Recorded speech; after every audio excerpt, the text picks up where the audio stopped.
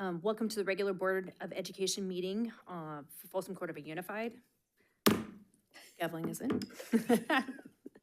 On 2/5/2026. Could you take a roll? Ms. Lofthouse? Here. Mr. Reed? Here. Mr. Chalem-Churla? Mr. Clark? Ms. Larrett? Here. Note for the record, board members Clark and Chalem-Churla are absent. We have a quorum. Okay. Is there any public comment at all?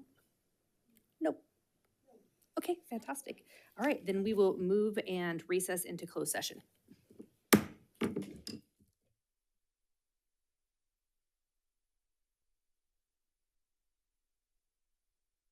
I'd like to call to order the open session for the Folsom Cordova Unified School District, and we will start with our land acknowledgement. As the Folsom Cordova Unified School District, we acknowledge that our administrative facilities and schools occupy the unceded territory of the Nishinan and Miwok, the original people of the skies, land, and waters where we work and learn. We also recognize the presence and ancestral stewardship of the Nishinan ancestral tribes, the Esto Notamuse and Nisim-Pewanon to the north. And the Miwok ancestral tribes, the Amachumne, Consumne, Hopunumne, and Makalumne to the south along the Great Sacramento River system since time immemorial. We understand that this land, upon which our institutions are built, was once flourishing with natural resources and sustained by the ancestral knowledge and practices of these indigenous communities. We acknowledge the injustices of colonialism and attempted genocide that have impacted these communities and recognize the resilience of their descendants who continue to thrive today. In our daily endeavors of teaching, learning, leadership, and community engagement, we commit to supporting, respecting, and honoring their culture, traditions, and lifeways. We pledge to work together for the evolving vision of the Miwok and Nisenan, especially all future generations. Ms. Dagnall, would you like to call roll? Yes. Ms. Luong? Here. Ms. Lopez-Petracca? Here. Ms. Lofthouse? Here. Mr. Reed? Here. Mr. Chalem-Churla? Mr. Clark? Ms. Larrett? Here. Please note for the record, board members Clark and Chalem-Churla are absent. We have a quorum. Okay, if you would please join me in the Pledge of Allegiance.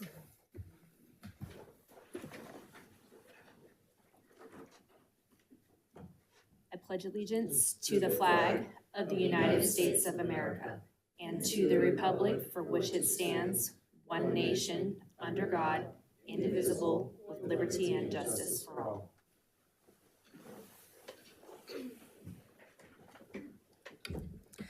A broadcast and recording is being made at the direction of the board, and the broadcast may capture images and sounds of those attending the meeting. Tonight's meeting is being live streamed on the district's YouTube channel. The recording will be cablecast as replays on Metro Cable Channel 14, the local government affairs channel on the Comcast and DirecTV Uverse cable systems. The recording will also be closed captioned and video streamed at metro14live.saccounty.gov. Folsom Cordova Unified School District Board Policy 1313 promotes mutual respect, civility, and orderly conduct among employees, parents, and the public. We will treat staff, parents, and members of the public with respect and ask for the same in return. If any member of the public uses obscenities or communicates in a demanding, loud, insulting, or demeaning manner, the board will calmly and politely admonish the person to communicate civilly.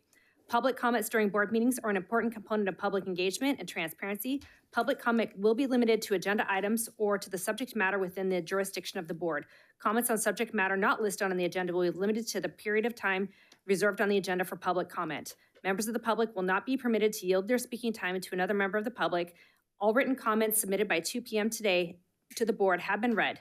Per the Brown Act, the board is not allowed to enter in a two-way discussion on any matter not on the agenda. Okay, we'll move on to item D, District Recognition Month, National Black History Month. I would love to invite the one and only Joakima Gregg up to the lectern. She's a little nervous because this wasn't for her to do, but we're glad you're here to celebrate with us, Black History Month. Actually, let's do this. Let's give Jo a round of applause to get her started. Jo, as your son's former principal, look at me, just have a conversation. You can do this, we can do this. Let's go. Good evening, President Larrett, members of the board, and Superintendent Swanson. My name is Joaquima Gregg, and I am the Admin Assistant in SEL and Equity, Social Emotional Learning and Equity Department, as well as Attendance and Due Process and Safety. Tonight, we honor Black History Month by reflecting on a century of Black history commemorations and the individuals whose leadership and contributions continue to shape our nation and our schools. Black History Month is more than a celebration. It is a time of reflection, education, and recognition of the resilience, creativity, and impact of Black Americans across generations.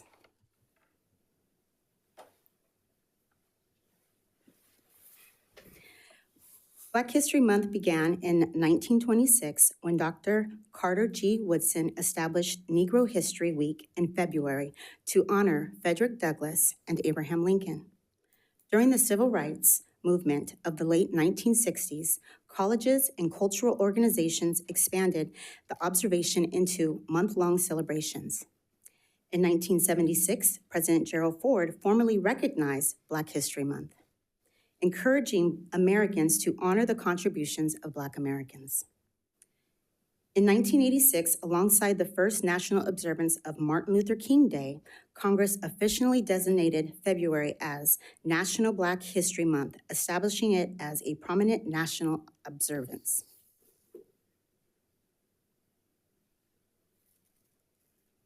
The 2026 theme, A Century of National Commemoration, honors the vision of Dr. Carter G. Woodson, who could not have imagined the global impact of the observation he began nearly 100 years ago. The Association of the Study of African American Life and History, known as ASHLA, has continued this important work, helping ensure these observations remain meaningful and widely recognized. This year's theme challenges us to explore how Black history commemorates having helped transform the status, visibility, and understanding of Black people in the modern world. It reminds us that remembrance is not passive. It shapes progress. So now let's look at a couple of our history individuals. Booker T. Washington. His life reflects an extraordinary journey from enslavement to national leadership. He became a powerful voice of education and an opportunity at a time when access was deeply limited for Black Americans. By establishing what is now known Tuskegee University, he created lasting pathways for higher education and workforce training. His message focused on self-reliance, skill development, and economic growth as tools for progress. Washington's influence reached beyond the classroom, shaped national conversations about how education can open doors for Black Americans in the years following. Morgan DeBond shows how Black leadership and innovation continue to thrive in today's world. Through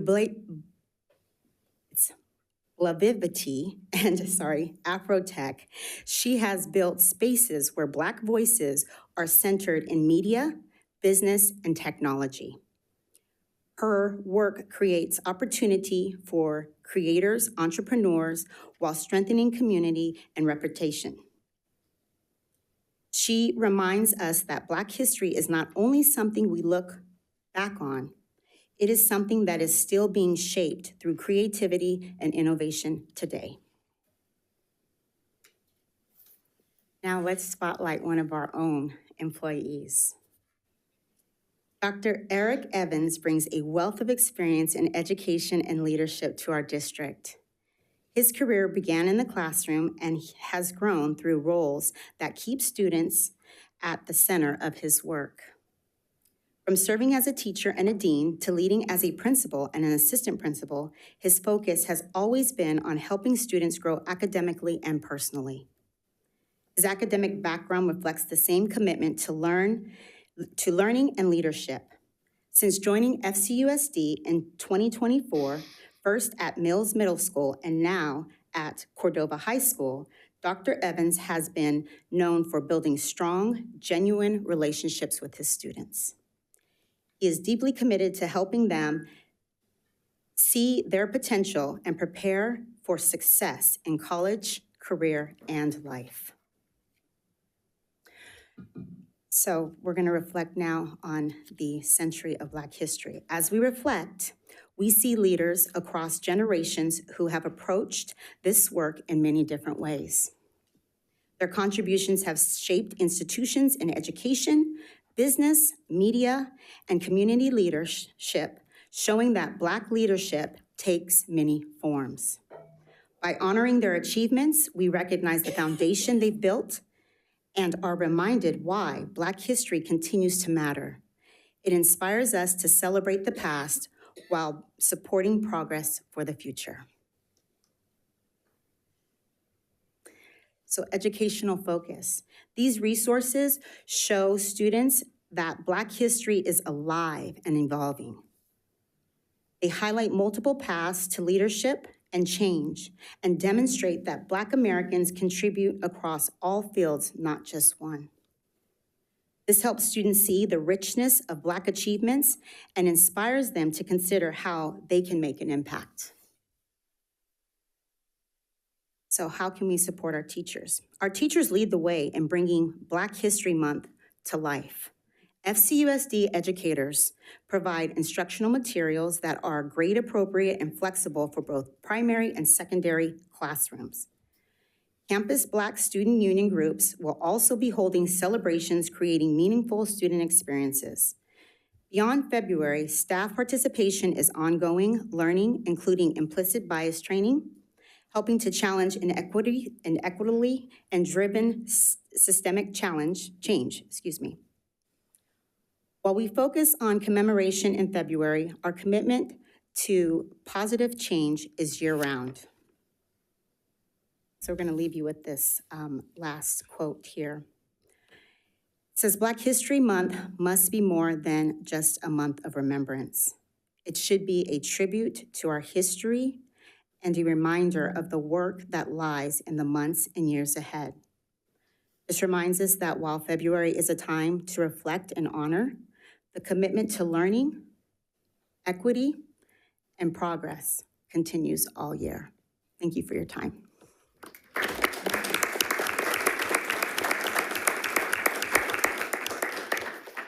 Thank you so much.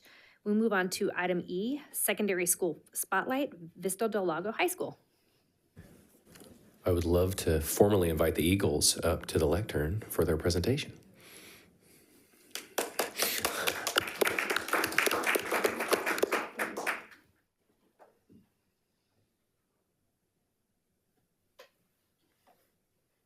All right, good evening, board members. My name is Jordan Kendler. I am the ASB Vice President at Vista Del Lago High School. And my name is Mark Vince Paraqualis, and I'm the ASB Publicity and Campus Outreach.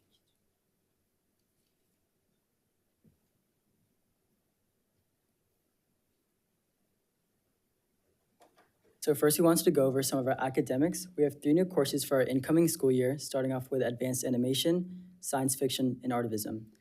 We also have 2 highly competitive academic teams at our school, the first one being Skills USA, and the second one being Academica. Academica just had a competition at Christian Brothers, as well as a Super Quiz and Award ceremony at Sheldon, where they placed 2nd overall and had a total of 59 medals. Skills USA team is also very competitive, where they have 52 active students competing in 7 different industry sectors throughout 10 competitions. Qualifications for state are happening from now until February 20th, and their state competition is from April 9th to April 12th in Ontario, Canada. Our arts also has some very awesome events throughout the rest of the school year, starting off with Open Mic Night on February 6th, our Spring Orchestra Concerts on March 10th and May 22nd, Battle of the Bands on March 19th, Spring Musical Show Dates on April 17th, 18th, 24th, and 25th, our Advanced Drama Showcase on May 18th, and finally Vista Palooza on May 21st.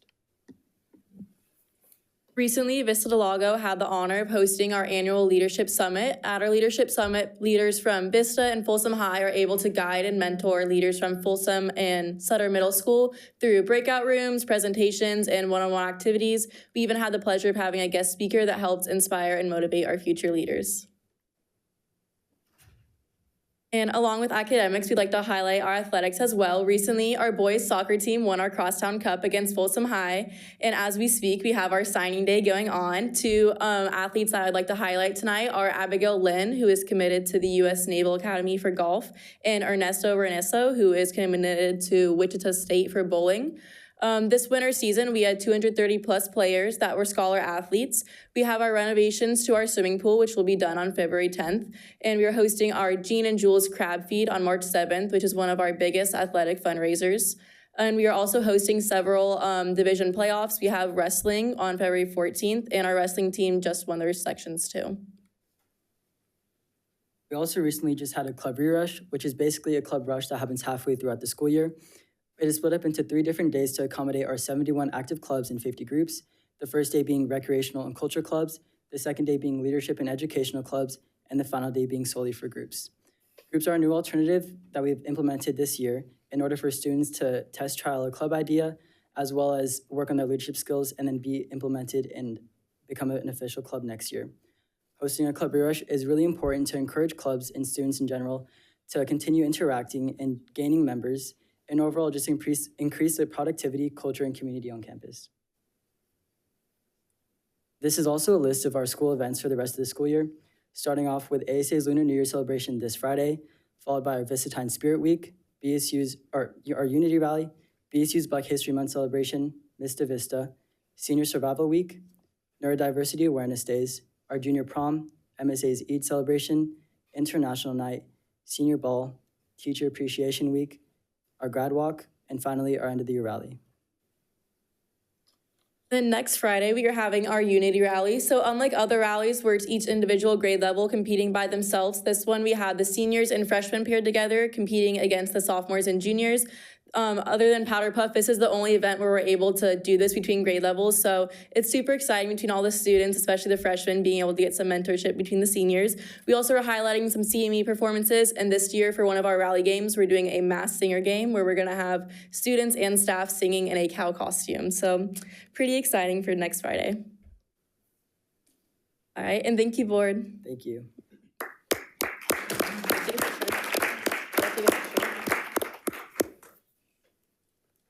I told them they have to stand there if you have questions, and then we take a You guys have picture. any questions? I don't have any questions. I just have some comments. You guys have a very robust programming for your students. I love like all the interaction and the opportunities that you guys are providing, and I appreciate your leadership on making a lot of those things happen, because that's a heavy lift. So thank you so much for all that you guys do for your student body. Thank you. Thank you. All right, do we have to take a picture? Picture. All right, Mark. Perfect. Mr. Lenhart.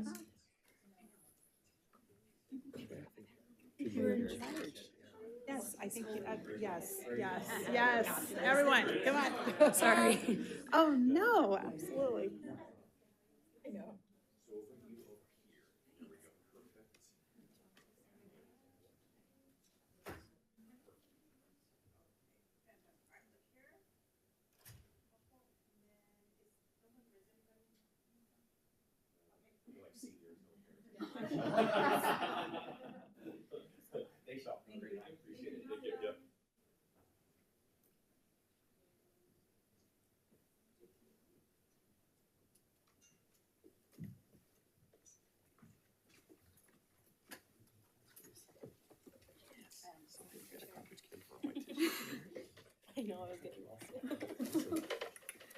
Okay. All right, we will move on to item 5, reporting out of closed session. Superintendent, anything to report? Nothing to report. Awesome. We move on to item 6, adoption of agenda. I'll move the agenda with the exception of item J. Point of order, that's done during agenda consent. We're adopting the agenda. Oh, I'm ahead of myself. All right, I move. I'll second. Moved by Mr. Reed, second by Ms. Lofthouse. Ms. Luong? Aye. Ms. Lopez Petracca? Aye. Ms. Lofthouse? Aye. Mr. Reed? Aye. Ms. Larrett? Aye. Motion carries 3-0. I think we're just all ahead of ourselves tonight, so. I think we both, now one of us have done it twice, so. Okay, we will move on to agenda consent, item 7. I know we are pulling items O, J, and P, We'll also add item B. and item B. Item B. Okay, so if I could get a motion excluding B, O, J, and P. I'll move. Moved by Ms. Lofthouse, I'll second. second by Mr. Reed. Ms. Long? Aye. Ms. Lopez Petracca? Aye. Ms. Lofthouse? Aye. Mr. Reed? Aye. Ms. Larrett? Aye. Motion carries 3-0. We will move to item B, approve the revised governance handbook. The Board of Education approved the revised governance handbook. Yeah, We have a public comment. that sounds right. Yes, we have Ms. Earl Smith. If you could please come to the podium.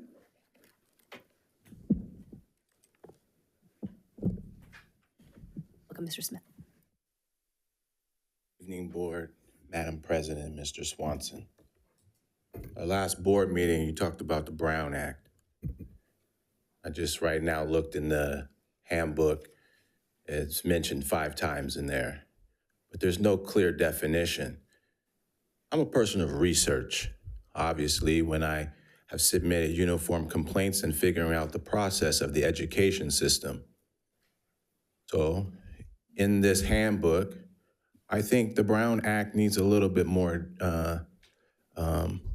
descriptive definition. As I've begun to do research and watch the training handbook for the city of Folsom, San Diego, all over California, I find that in this, or what I'm hearing around in this area is people misunderstand the Brown Act.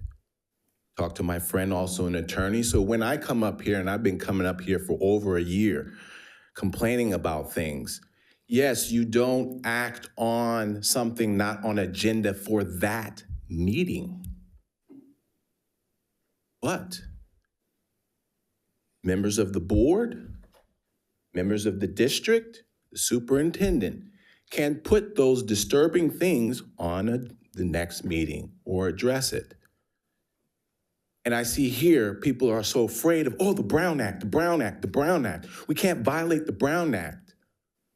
But yet students being violated, students aren't being heard. And when people speak up about it, it's common practice that it's ignored. So I believe there should be more in depth in the handbook on the Brown Act. What people can and can't do should be more descriptive so things can get done and things can get fixed instead of always having the constant same issues going through the district over time. I've heard the stories before or once I moved here. And here we are, when Faith was moved here in the 4th grade and now she's graduating this year, same story. It becomes a limit of information and not providing the information to the public. So I believe there should be more because what you sent me, it wasn't left field. And it was business of the district. If it's total, if I want to come up here and talk about Ukraine, yeah, that's a violation and I could be stopped. So that's just my 2 cents on it. Do as you wish. Thank you, Mr. Smith. Okay, I will entertain a motion for item B. I'll move. I'll second. Moved by, you said that right? Moved by Ms. Lofthouse, second by Mr. Reed. Ms. Long? Aye. Ms. Lopez Petracca? Aye. Ms. Lofthouse? Aye. Mr. Reed? Aye. Ms. Larrett? Aye. Motion carries 3-0. Okay, moving on to item J, approve expulsion recommendation case 2526-6S. Just a reminder to our students to abstain. I'll move. I'll second. Moved by Mr. Reed, second by Ms. Lofthouse. Ms. Long? Abstain. Ms. Lopez Petracca? Abstained. Ms. Lofthouse? Aye. Mr. Reed? Aye. Ms. Larrett? Aye. Motion carries 3-0. Right, moving on to item O.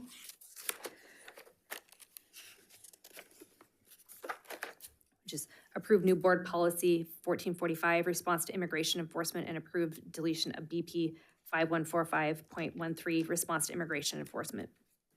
Yeah, just a little bit on this is that new board policy, BP 1445, is a response to immigration enforcement that consolidates and updates provisions previously contained in board policy and admin reg 5145.13 response to immigration enforcement to ensure compliance with the new state law, including Assembly Bill 495. Any questions from the board? Public comment? Wait, can I ask a little bit more about what this board policy is? Just out of curiosity. Just in general, Addie? Yeah. Yeah, for sure. So it requires school districts to adopt policies by March 1st of this year with language equivalent to the California Attorney General's model guidance of promoting a safe and secure learning environment for all. The policy clarifies the district's response to immigration enforcement activities, identifies actions staff are prohibited and from undertaking absent a legal exception, reaffirms protections for student and employee records, district facilities, and transportation, and reiterates the prohibition against obstructing lawful enforcement actions.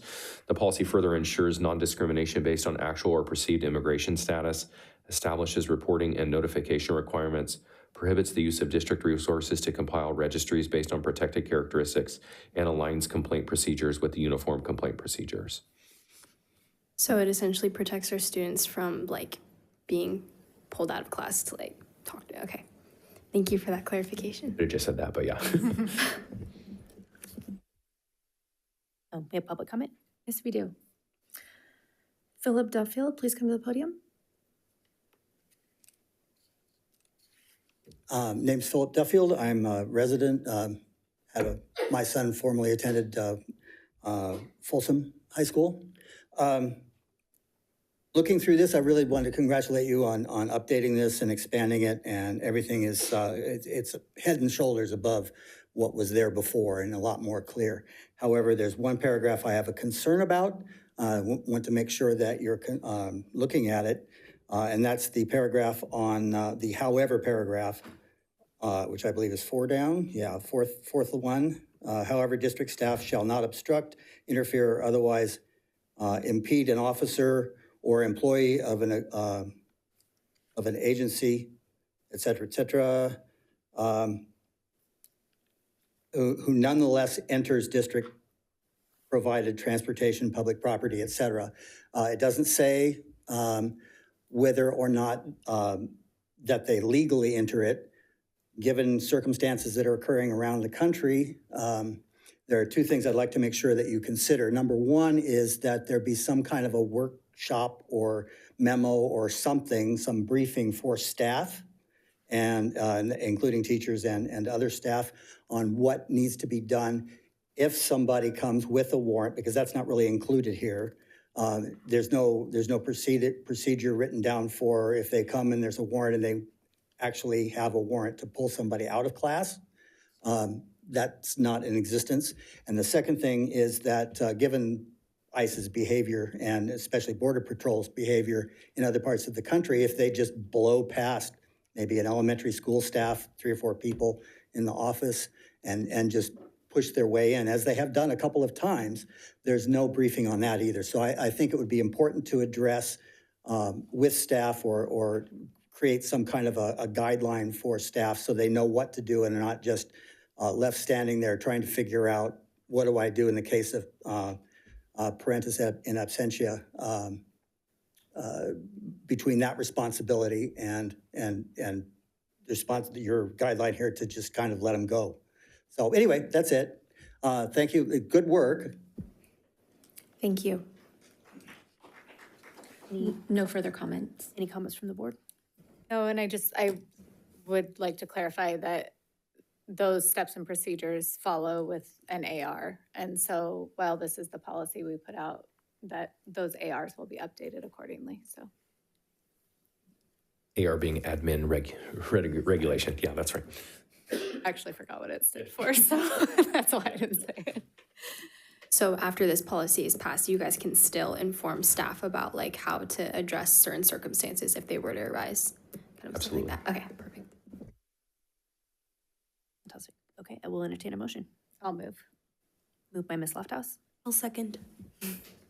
Evelyn. second by Ms. Evelyn. Ms. Luong? Aye. Ms. Lopez Petracca? Aye. Ms. Lofthouse? Aye. Mr. Reed? Aye. Ms. Larrett? Aye. Motion carries 3-0. And moving on to item P, approve new board policy BP 5141 .5 mental health. Yeah, this is a completely new policy, as you see in the documents. It's all green, meaning it didn't exist before. So this is all a new information or a new policy aligned to Senate Bill 153. Any questions from the board? Can I ask what this one is too? Yeah, Sean, I'm gonna tap you a little bit, but it's mostly focused on the information and training. It talks obviously a ton about mental health, and then counseling referrals along with mental health.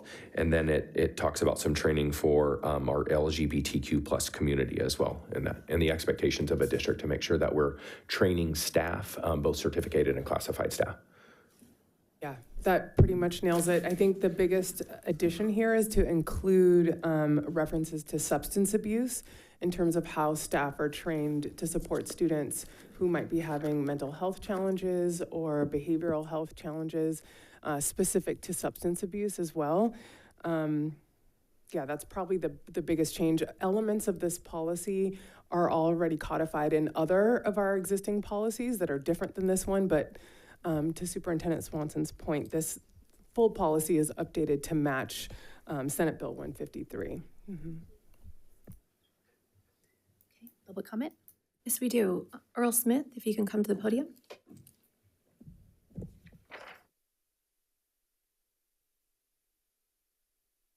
Evening, Board, Madam President, Mr. Swanson, District. I'm glad for the Senate bill. This is great. As you guys are aware, Faith has dealt with a lot of mental health, even though it's not substance abuse.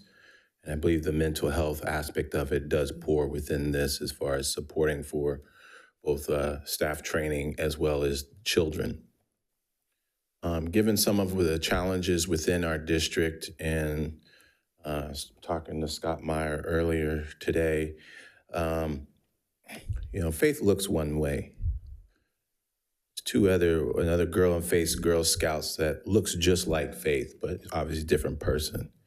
Another girl in our apartment complex looks just like Faith. Now they're all different, but yet they're all biracial. You can look at them and tell they're Black. And I've noticed a behavior, and it's not just the three of them, but there's multiple. Students get up to that sophomore year at Folsom High, they're pushed out. Whether they're an A student or not, whether there's some trouble things in the home or not. And part of that, I believe, is if you look at freshman, sophomore year, you deal with PE. And there's one assistant and principal that deals with those students mostly, who's the common denominator. So last year, I believe it's Mama Joe, it's at Rancho Cordova, and there's also the men's group that's, I think, at Mills and so forth.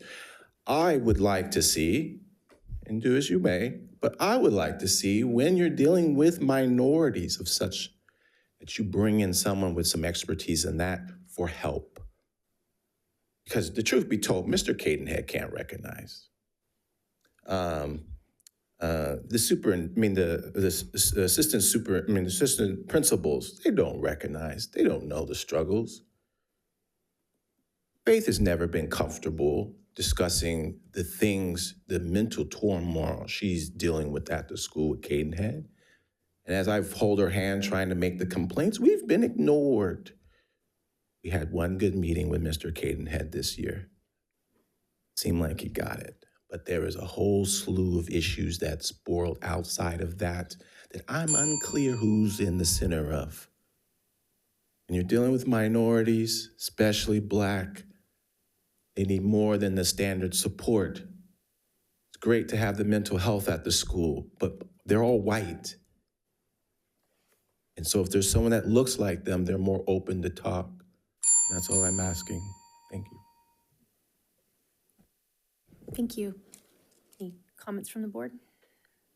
Okay, I'll entertain a motion. I'll move. Or second, I'll second. Moved by Ms. Lofthouse, second by Mr. Reed. Ms. Luong? Aye. Ms. Lopez Petracca? Aye.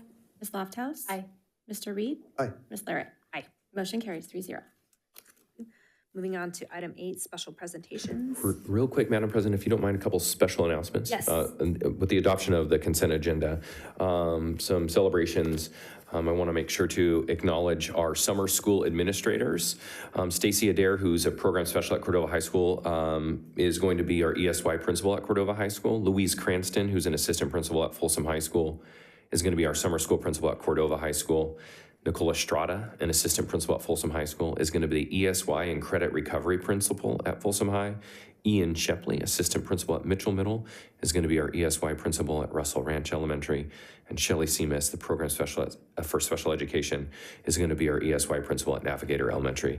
It's kudos to our HR team and, of course, these leaders for stepping up into these summer roles. Really important for us to be able to serve our students over the summer in all these different areas to continue their education. So I wanted to celebrate that. Secondly, I don't see Janine Holton unless I've missed her. Where I can't see, in the red, the bright red. Janine, you're hiding right there. Come up to the lectern. Oh my gosh, I'm so glad you're here. Come on up, you can come on up. So Folsom Cordova is excited to announce Janine Holton as the principal of Carl Sundahl Elementary School. Janine Holton has served as the interim principal of Carl Sundahl Elementary School since October of 2025, bringing more than 25 years of experience in Folsom Cordova Unified School District to the role, a product of FCUSD herself. Go Legacy. Janine is deeply committed to creating school communities where every student, staff member, and family feels welcome, supported, and valued. Since stepping into the interim principal role, Janine has focused on fostering a culture of inclusion, collaboration, and joy, believing that schools thrive when learning is engaging, relationships are strong, and people feel safe to take risks and grow.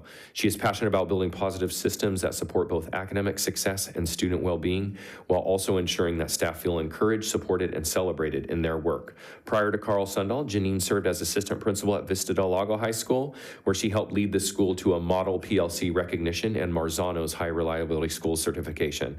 A nationally board certified teacher and mentor with the SCOE Leadership Institute, Janine is dedicated to developing leaders, coaching educators, and empowering others to do their best work.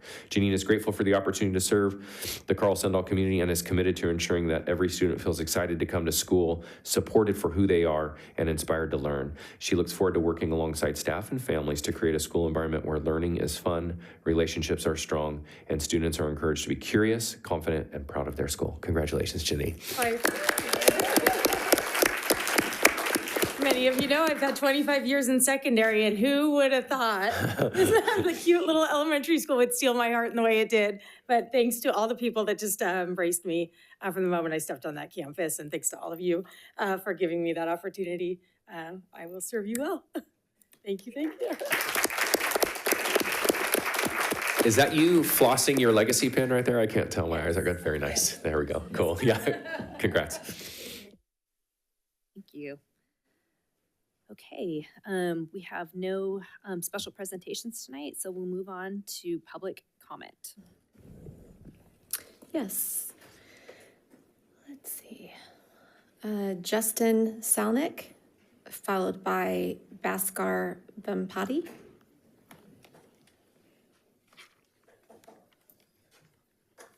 Thank you. So good evening, board members. I'm a parent of a 19-year-old student in the 18 to 22-year-old transition program at Cordova High School. And I want to thank you for allowing me to share some of the concerns we've had with the program recently. First being teacher retention. Over the past 2 years, the program has experienced significant turnover in staffing, and with a revolving door of teachers and substitutes. We understand that staffing needs occur, especially in a specialized field like this. But the lack of consistency has created instability for our students and students who heavily rely on routine and trust and strong relationships with their teachers. We've seen talented educators, those who bring energy, commitment, and meaningful inclusion with general education peers, leave this program for reasons that are unclear to families. Even now, the current teacher of my son's class, Ryan Harris, may be let go. And we believe this to be a grave mistake. This will only contribute to this instability and this inconsistency that we've experienced. Secondly, the parent communication is a problem. Clear and timely communication with families is essential. In my son's case, a substitute has been in his classroom since January 20th, yet families were not notified until January 29th. While I was already aware of this change, a delay of more than a week for other parents is concerning and leaves them without important information about their child's learning environment. Additionally, when we requested to observe the classroom, we were told observation would only be permitted under specified conditions. However, after reviewing district policies, California Education Code, as well as the Cordova High School Handbook, we found no evidence of such policies. It appears this was just made up by an administrator. This lack of transparency is troubling and undermines the trust between families and school. I respectfully ask this board to review our concerns and give them thoughtful attention in the coming weeks and hopefully have some sort of resolution. Thank you for your time. Thank you. Thank you. Bhaskar? Good evening, school board, superintendent, and staff. My name is Bhaskar. I have a PhD in engineering, and I've been organizing speech, debate, robotics, and AI programs, STEM programs through Suvidha International Foundation. So more recently, we have done after-school AI program at the Cordova High School. This program was successful, and about 32 students from the Rancho Cordova attended the program and learned like a very valuable AI skills, including AI skills, the coding, teamwork, and the problem solving, and many other skills. And they were able to present their real world applications on January 30th. Thanks to Jennifer for attending the showcasing event and appreciating the students. And there was a demo on January 9th. YK Chalamcherla attended the demo and provided the valuable feedback to the students. These programs are boost the students' college applications and their career. There are like many local IT companies, and the SMART and City of Rancho Cordova may consider them as future interns as long as they continue to develop their skills. Glad that City of Rancho Cordova is continue to sponsor this program, as well as few other sponsors are also joining us. These programs are free for the, especially right now for the City of Rancho Cordova. The students are free, and we are also providing the free laptops and the food so that to attract them and retain them. And to accommodate their conflicting schedules, we formed a few teams and able to help them like whenever the students are ready and make them successful in these programs. Right now, we are sending the communication through like a PGR only like once in a month. And many students are not aware of these programs, and even few students like joined at around the final showcasing that they were never knew about these programs. So I request board to like provide more opportunities so that school will allow us to like promote through various channels besides the PGR, and the students will come to know about and they learn these valuable skills and be successful in their career. Thank you for the opportunity. Thank you. Stephanie Parsons, followed by Ryan Harris. Hi there, I'm a community member of Empire Ranch community. My son currently goes to Vista del Lago. I actually came tonight just to daylight an opportunity to cooperate and also thank one of the directors for such great involvement. If you're not aware, the city of Folsom is planning a family park at Benevento Family Park, which is right next to Vista. One of the amenities of the park is parking, and the original lot was pretty large, and there is potentially opportunity to partner with Vista del Lago to help relieve some of the parking issues that is being experienced now, has been for years with the students. So representing the community who's involved in helping the city plan the park, we reached out to Craig and let him know that there's a short amount of time to talk with the city about this, that there may be opportunity to partner with the school district and the city. He right away responded to that, him and Peter Maroon, I believe, and I really appreciate that. We hope that you stay engaged because we think although there may not be an opportunity to share funds or cost sharing or anything like that right now, there may be opportunities in the future to at least utilize that parking space. So that was important because part of what the city is trying to do is consider reducing the amount of parking. We wanted to be sure that the school's needs were considered. So thank you. Thank you.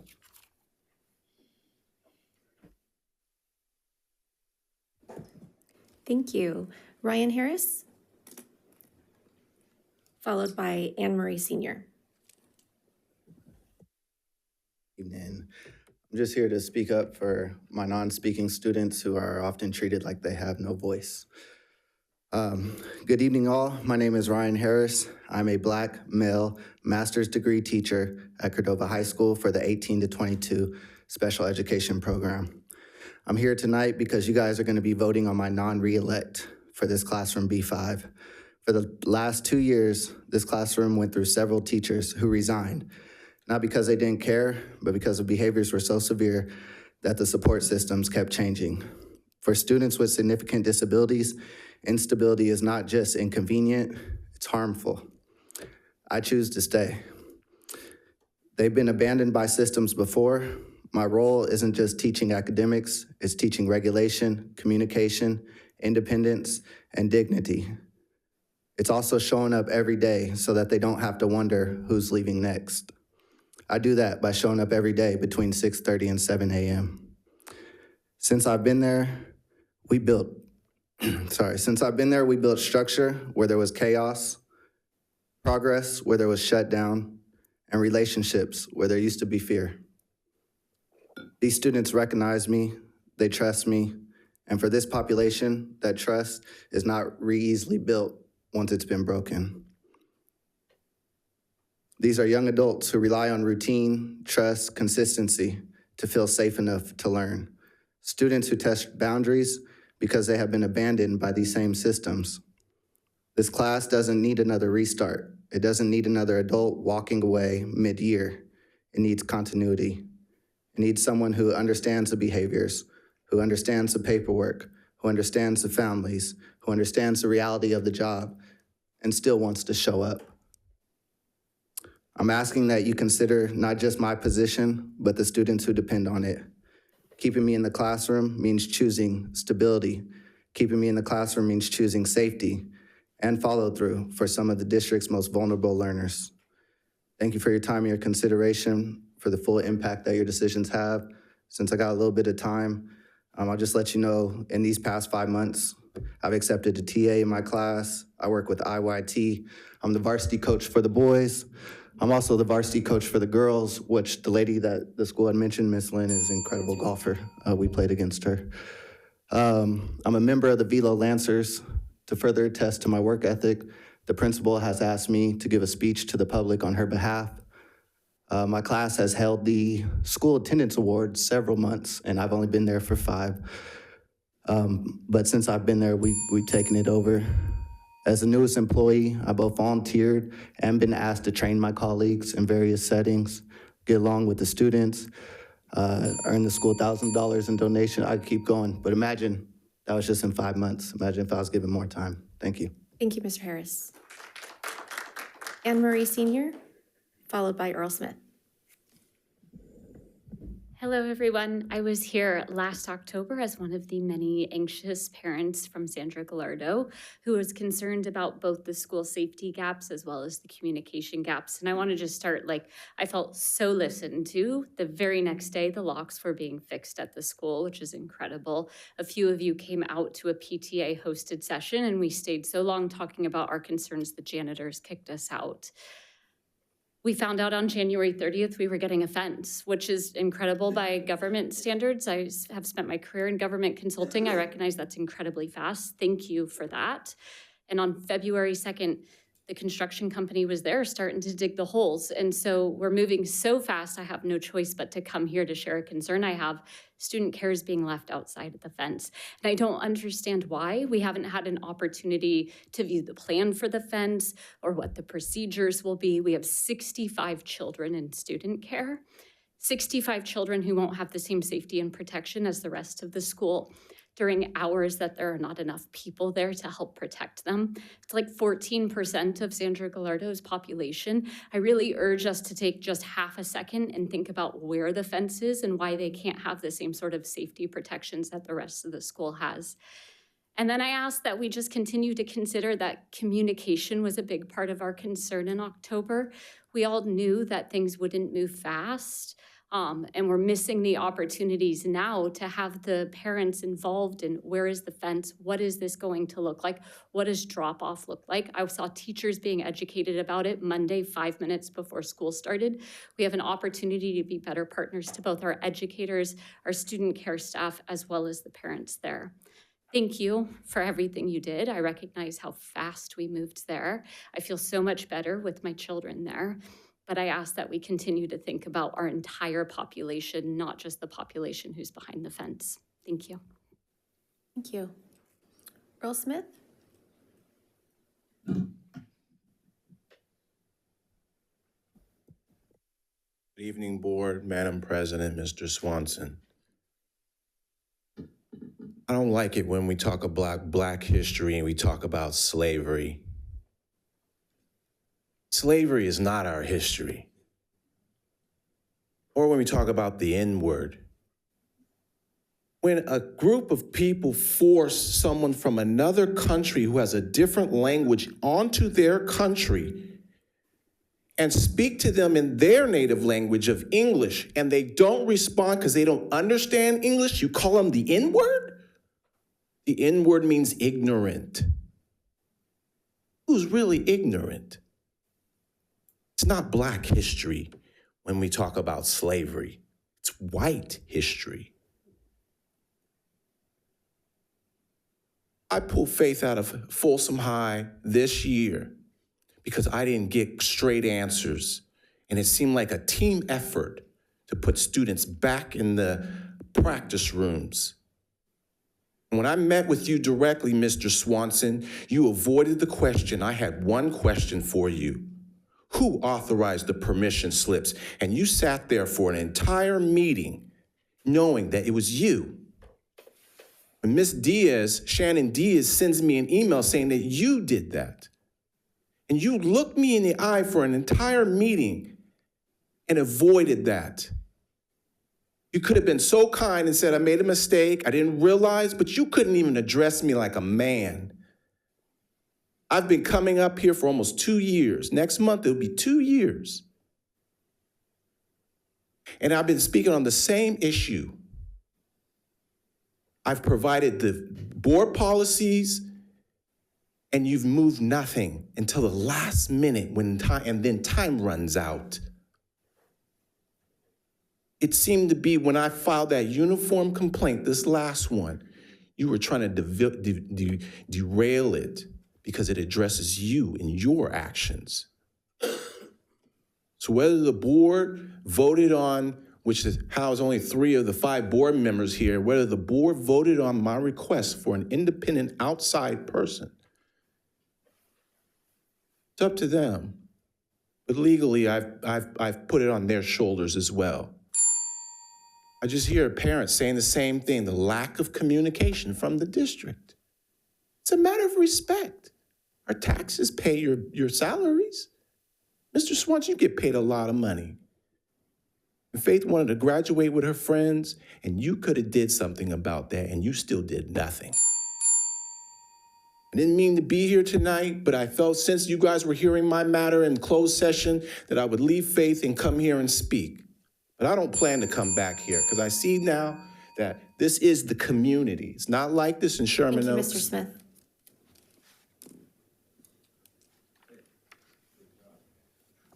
Those are all the comments I've received.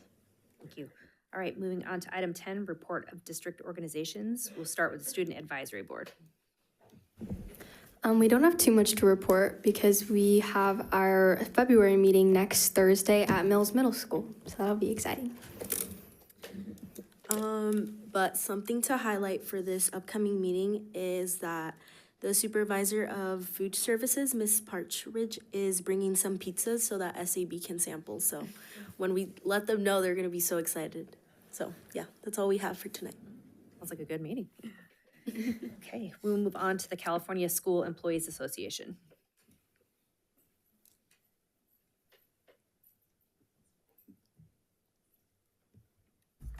Good evening, board members, Superintendent Swanson.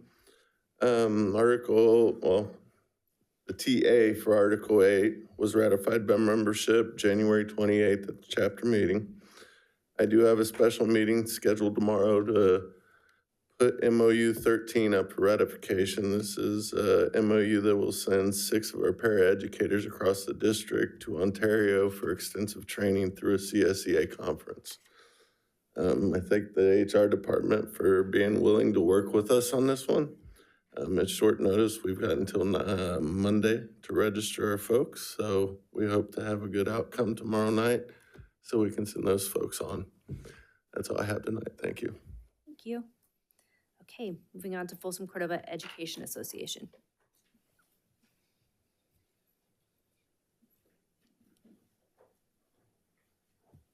Good evening. Board, FCUSD Administrator, Certificate, and Classified Staff and Community Members. Today I have a short report, but a reflective one. Since coming back from winter break, this has been a really hard time for some of our teachers. This is the season that we tell some of our teachers that we have to part ways for an array of reasons. But for a young educator, this is the worst news they could hear, and some don't understand the why behind it. Hopefully our evaluation system will stop this from happening to so many individuals. But it is not perfect and we still need some coaching. Additionally, our veteran teachers or newly hired certificated staff or classified staff are finding out that they are being surplus or transferred for a mix of reasons. But none of those reasons change the fact that their lives are being affected. Yes, they will still have a place with FCUSD, but possibly not where they are now. The flip side of this is our voluntary transfer system is open, which gives individuals a possibility of starting somewhere else. But all this change, and most of us don't do well with change.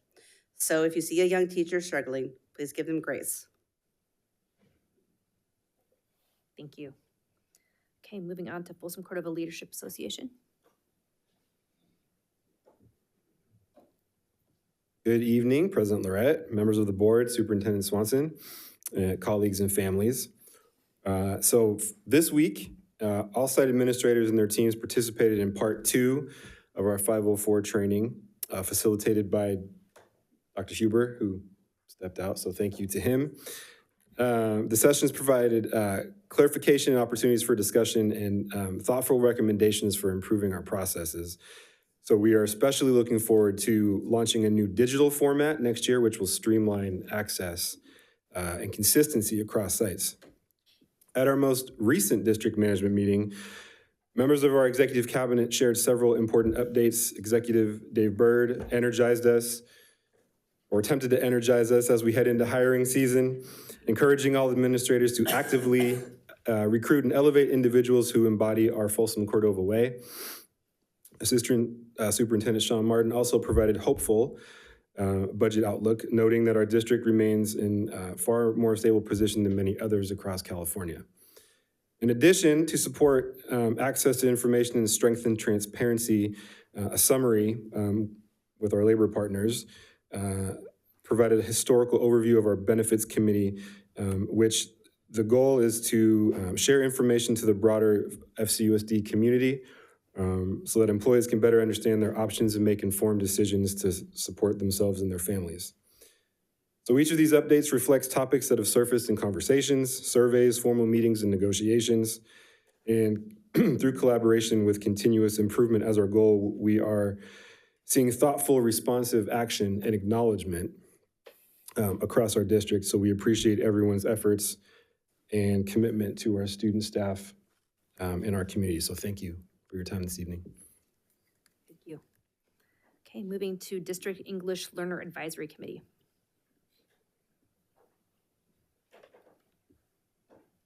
Just very quickly, we really don't have a report as we don't meet until, we have Parent Summit this Saturday and we don't meet until the 24th of February. So that's what we have. Thank you. Thank you. Okay, and then moving on to board committees. Any reports? Yeah, Madam President, just 2 quick updates. On January 28th, Board member, YK, and I participate on the SBAC, or the Superintendent's Budget Advisory Committee. This is, as I've reported before, an ongoing year-long process to take a look at our district's budget. Obviously, with a district that's approaching a $400 million budget, there's a lot of departments and a lot of functions that we have to look at. So far, through this process that Sean has led us in, I think it's been a very healthy process. I think the participants have enjoyed the thoughtful dialogue, maybe not the length of the meetings, but the thoughtful dialogue. And it's an ongoing process. So. On February 2nd, I also participated in the Board Facilities Committee, where we discussed and looked at the latest updates on our facilities, including the upcoming, or the possibility of an upcoming bond, and how we are looking at funding our facilities, as well as the fencing that we are having installed at all the remaining schools that currently don't have fencing. And I don't know if I think we've discussed this on a prior meeting, but for those who aren't aware, all the remaining facilities that do not have fencing will have fencing by the start of the next school year. So, and that's all I have for. Thank you. Any comments? I have a question. You guys are going to fence Vista? Yep. Oh, cool. I was just like trying to imagine it in my head, like fenced off. No more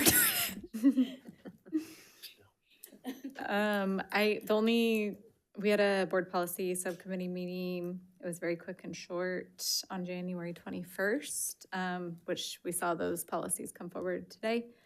And not necessarily a policy meeting, but I've been collaborating with the city of Folsom. Can I say this? Of course you can. Okay.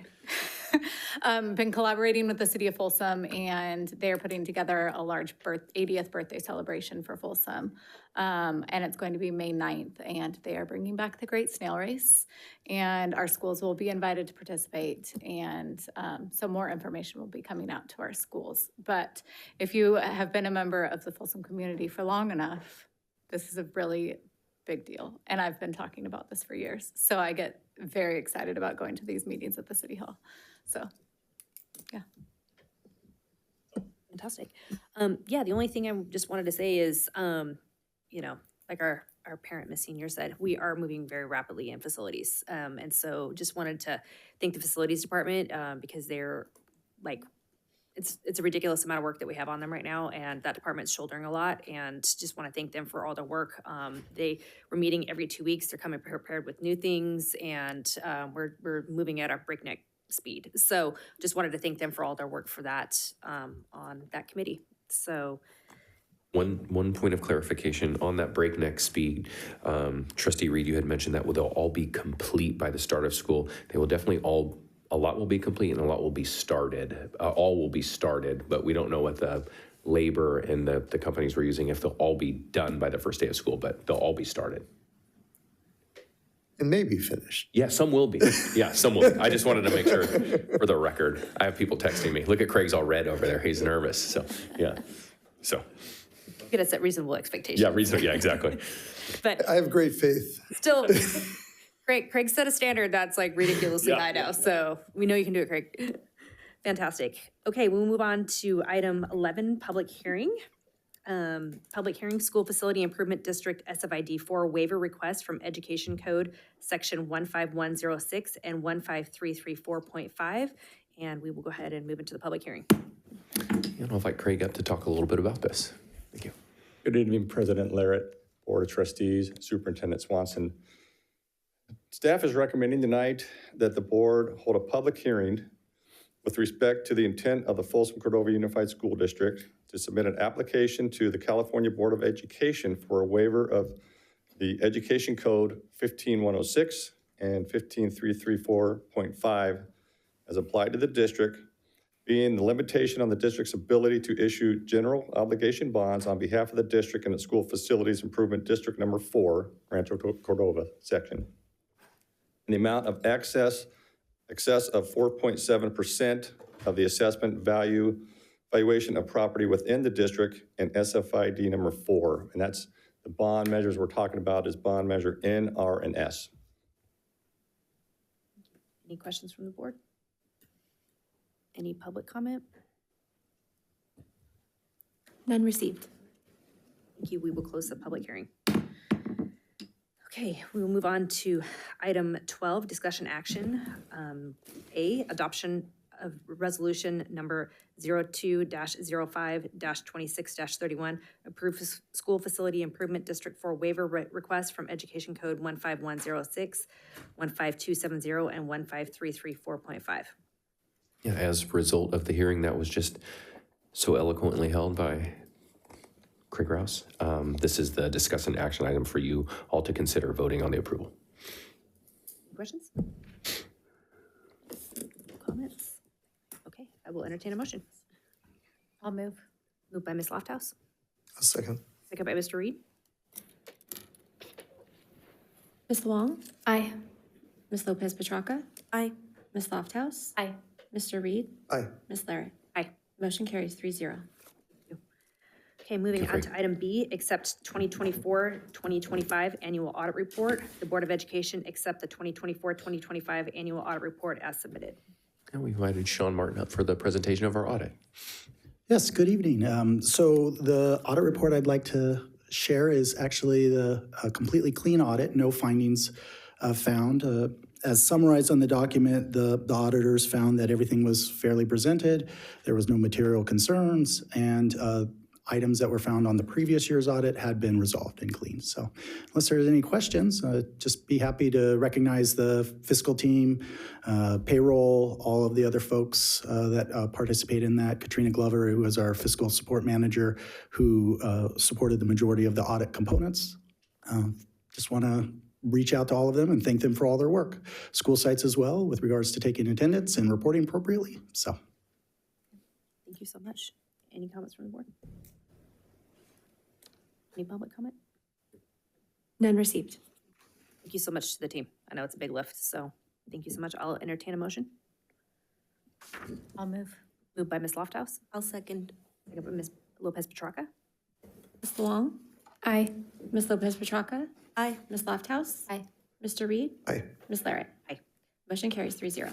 Okay, moving on to item C, approve the comprehensive school safety plans for 2025-2026. Yeah, I see a couple gentlemen over there that might be here for this item. DT Martin's coming up. This item traditionally has come as a consent item, but last year, Trustee Chalam-Churla requested that it come into discussion action. As you'll see through the rationale, this is an annual expectation that we update our comprehensive school safety plans by March 1st each year. We partner with our school site councils and our safety planning committee and local law enforcement to review these and verify the plan is current and includes safety preparedness elements. But we have our one and only DT Martin here. Oh, we have a presentation? We have a presentation. Oh my gosh, I appreciate you. All right, let's go. Jump right in.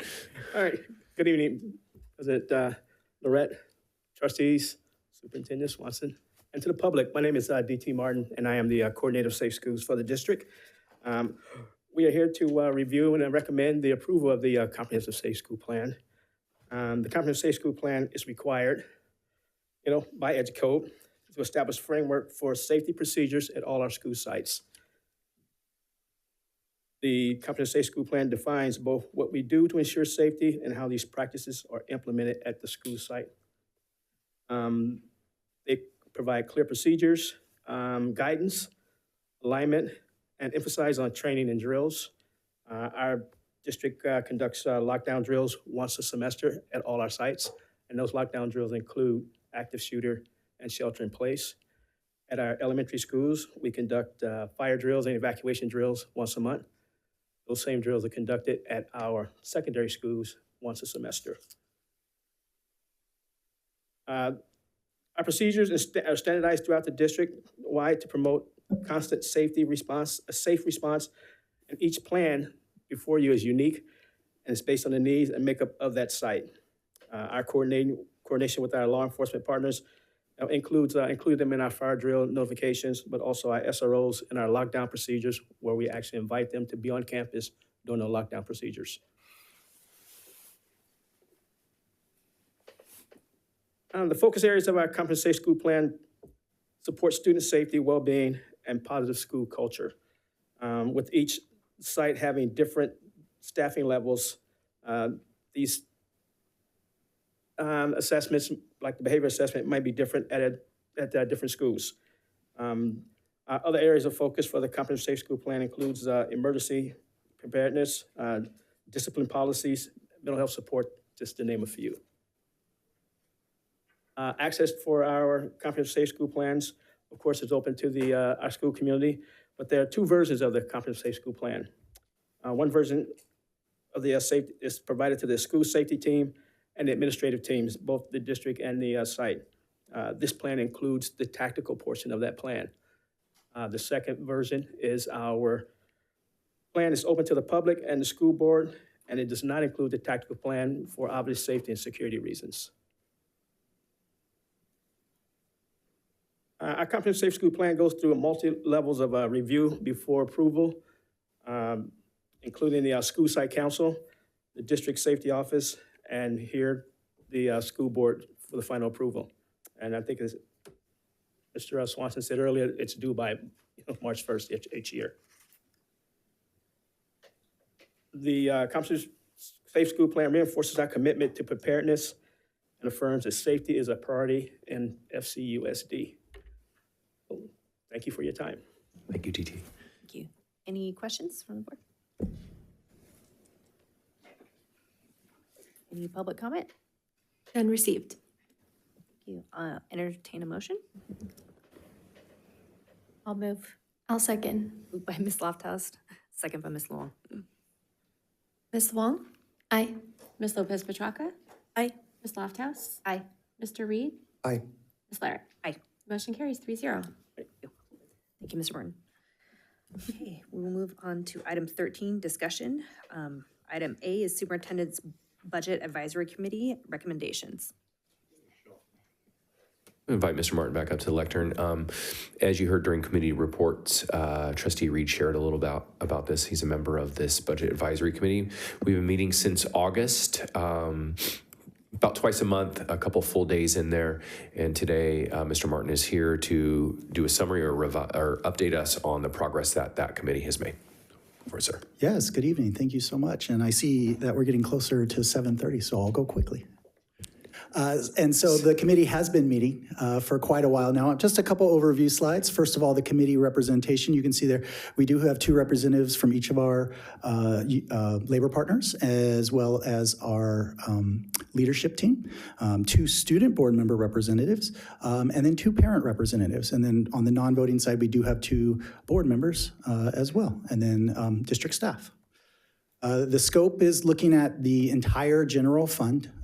We started with the ESC, or the district office, and so we have been going through every department, having a detailed presentation that takes a look at all of the pieces that come together and build the budget. And so we're trying to ensure that every dollar that is in the general fund budget have an opportunity to be reviewed by the committee with an understanding of trying to have a sense of where all of the dollars go. And so you can see here, we're trying to make sure that the dollars are being aligned with district goals, and then look at opportunities not only for reductions or savings, but also looking for opportunities for growth, so revenue growth. And so that is something the committee really has been looking at focusing on when there are opportunities either to generate revenues by increasing attendance or accessing other revenue streams through grants or other funding opportunities. And then also when it comes to looking at efficiencies of systems, so that we can be more efficient and create savings through redundancies or other areas that we can eliminate. And so here's just the process that we've been going through, kind of talked about this as well, looking at the strategies, all of those pieces. So here's a list of all of the meetings to date. We actually have had one more meeting in January. It's not on this document, but you can see we've had a lot of departments. And within this, each department has presented anywhere from probably 30 minutes to some of them were several hours, depending on the depth of the department. And so we looked at staffing, we looked at the purpose or intent of the department, the funding sources, and then we actually have detailed breakdowns of the department budget, including by object code or activity area, to talk about how those dollars are being allocated and used.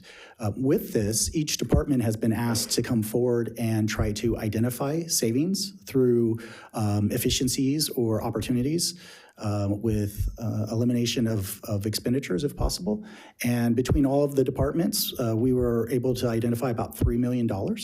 Those savings were part of the first interim budget process, so we actually did have those in that. And some other things that we've implemented, kind of what we call a soft hiring freeze.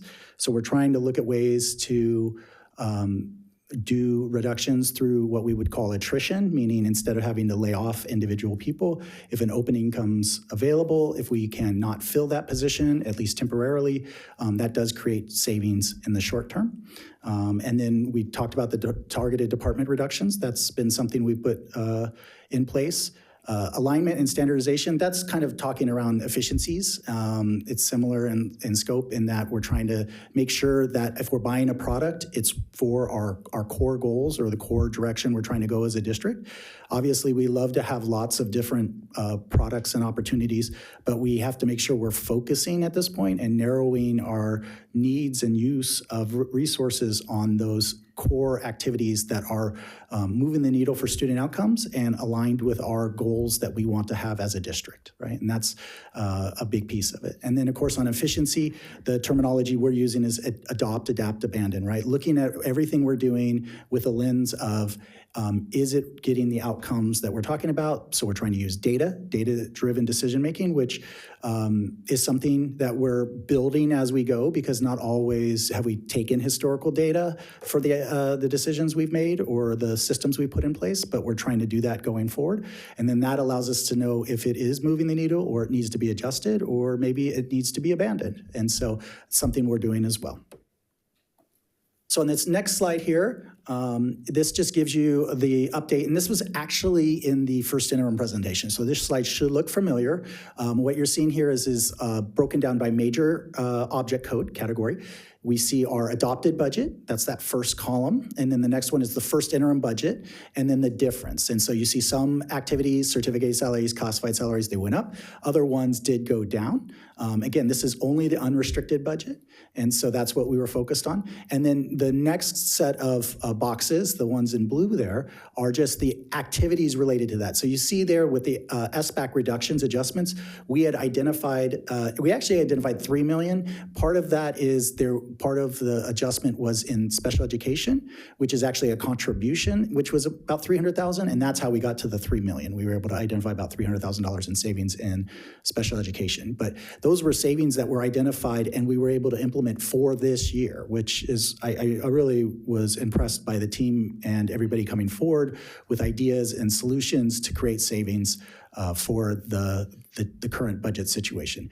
But we did have activities that were happening on top of that. We did settle with our labor partners, and so we did have raises associated with that. We did have some other salary adjustments with regards to really when you go from adopted budget to first interim, you normally do have staffing increases associated with the additional enrollment. So we had enrollment increase from what we had projected at adopted budget, so we had to adjust staffing associated with those things as well. And then we did also have some reductions with regards to unfilled positions. We reduced unfilled positions by 40%. The reason why we do that is remember those positions are unfilled, but we still need to have them in the budget just in case we fill those positions. So that's about 40% there. So this next slide is an example, and it actually has all the detail, but this is an example of what this committee is looking at on a regular basis. Every presentation literally has documents like this. Now, normally it's by an individual department, but what you're actually looking here at is every department that was presented at over the last 6 months or so, and showing what their budget looked like for the prior year, the current year at adoption, the variance or change between the two, so that we could understand what happened happened in this new year, if their budget had gone up or down, because some departments had actually done reductions going into 25-26 before we had done that. And so we wanted to recognize the work that had happened in regards to that. Then what we do is we looked at the SBAC identified budget reductions that were in place for 25-26 that they've already recommended. And then also a lot of those reductions also will impact next year's budget. And so that's why you see 2 columns there. And then there are some also get restricted funding. So we have the activity there and then the cumulative total. So it's a lot of information there. Red, for the purposes of budget reduction, is good.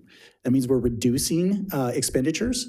And so that is something that you're seeing across the board here is reductions that each department has identified and brought together. So just starting kind of looking at, let's use board and communications and superintendent as a department. They had reduced over the prior year about $256,000 in costs or projected costs for their budget adoption at 25-26. And then on top of it, through the SBAC process, they identified about another $200,000 in savings.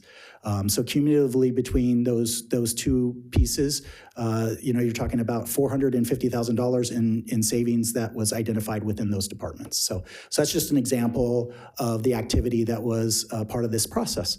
And you can see it by each department area. So, and then you're getting the 5-second version versus each of those presentations were something that the committee had to go through. And that's why we've had so many meetings. You can see continuing on, transportation, human resources, lots of different departments here through these processes. And then you get to the grand total, you can see that 2.7 million, that's not including the special ed, because the special ed, if you notice, if you go up there, it's about halfway up. Special ed SELPA, they had about $400,000 in identified savings, but it's on the restricted side. But really, that's a contribution from the unrestricted side, so it actually adds to the 2.6 million, and that's how we get to the $3 million in savings that we identified. And that's an ongoing savings. Those were things that were built into the budget as ongoing items. These aren't one-time things where we're going to go buy something and take it out of the budget the next year. These are things that were going to be in place ongoing. And so when we save $3 million this year, that's another $3 million next year, so it combines to $6 million in savings for the district. So. And so some summaries of the recommendations by the SBAC. So as I shared, each department came together and made recommendations.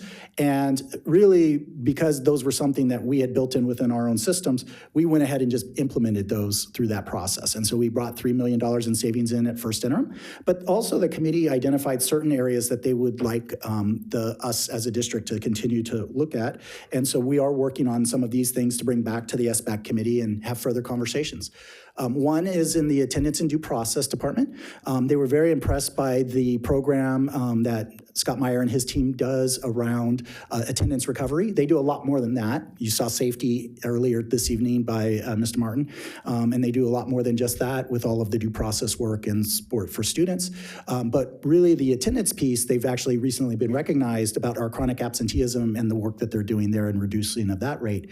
But one of the things the committee asked is there any way to continue to grow the support for attendance recovery or decreasing absenteeism? Is there, even if it requires a position, if we were to create a position that was at a school site or school sites helping get students to school, that can generate revenue. And then that can cover not only the cost of that position, but generate additional revenue, right? And then obviously there's an impact for educating kids if they come to school. So there's lots of different reasons to do that, just other than just monetarily. But they've asked that group to take a look at that and look at their entire processes and see if there is an opportunity to expand what they're doing when it comes to recovery of attendance and bringing not just recovery, but actually decreasing absenteeism as part of that process. And so that would be something in a future conversation we'll be bringing forward. Within ETIS, or the Education Technology Group, they wanted to talk about, we've identified quite a few items within our budget where we don't have an ongoing funding source for those needs. And one that was specifically brought up was our current replacement process for our interactive whiteboards that we have in all of our classrooms. And it is a standard across the district. And so a lot of those were put in place during using bond dollars or with some one-time dollars that we've had in the past. And so as the new technology does, as it ages out, what is our plan to replace those within the budget? And we don't have anything in the budget structured for mass replacement as those boards age out. And so that was a question that was brought up, and what would that look like, and how do we get that into the budget to make sure those things are happening? So we'll be bringing that back to the committee as well. One of the items that was asked of the committee was about the stipend for the board.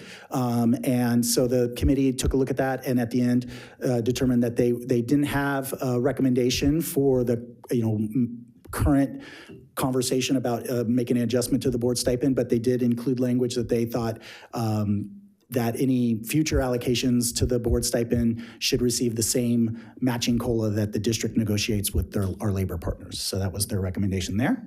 And then on special education, lots of good questions around that. And right now we are just finalizing the analysis done by school service.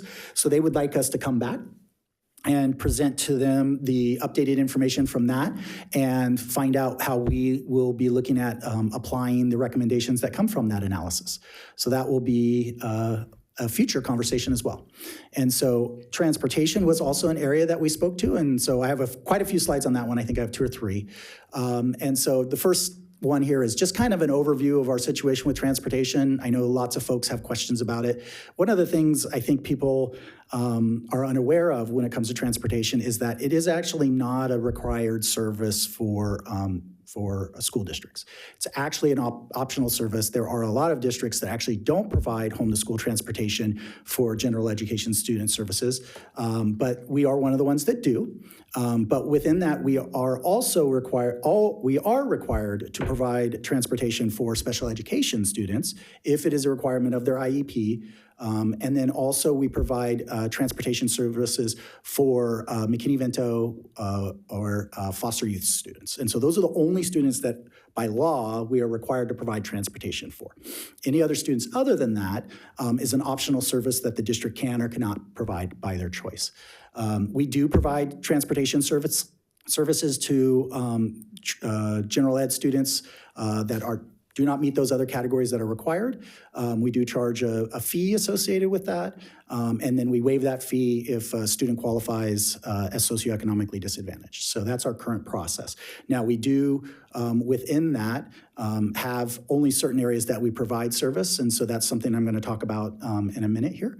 But the big thing that we have been dealing with as a district is the inability to provide service to all of those that would like to ride due to a couple of things. One, staffing shortages. That's just been a continual problem. That is an issue that's actually been across the United States, not unique to us.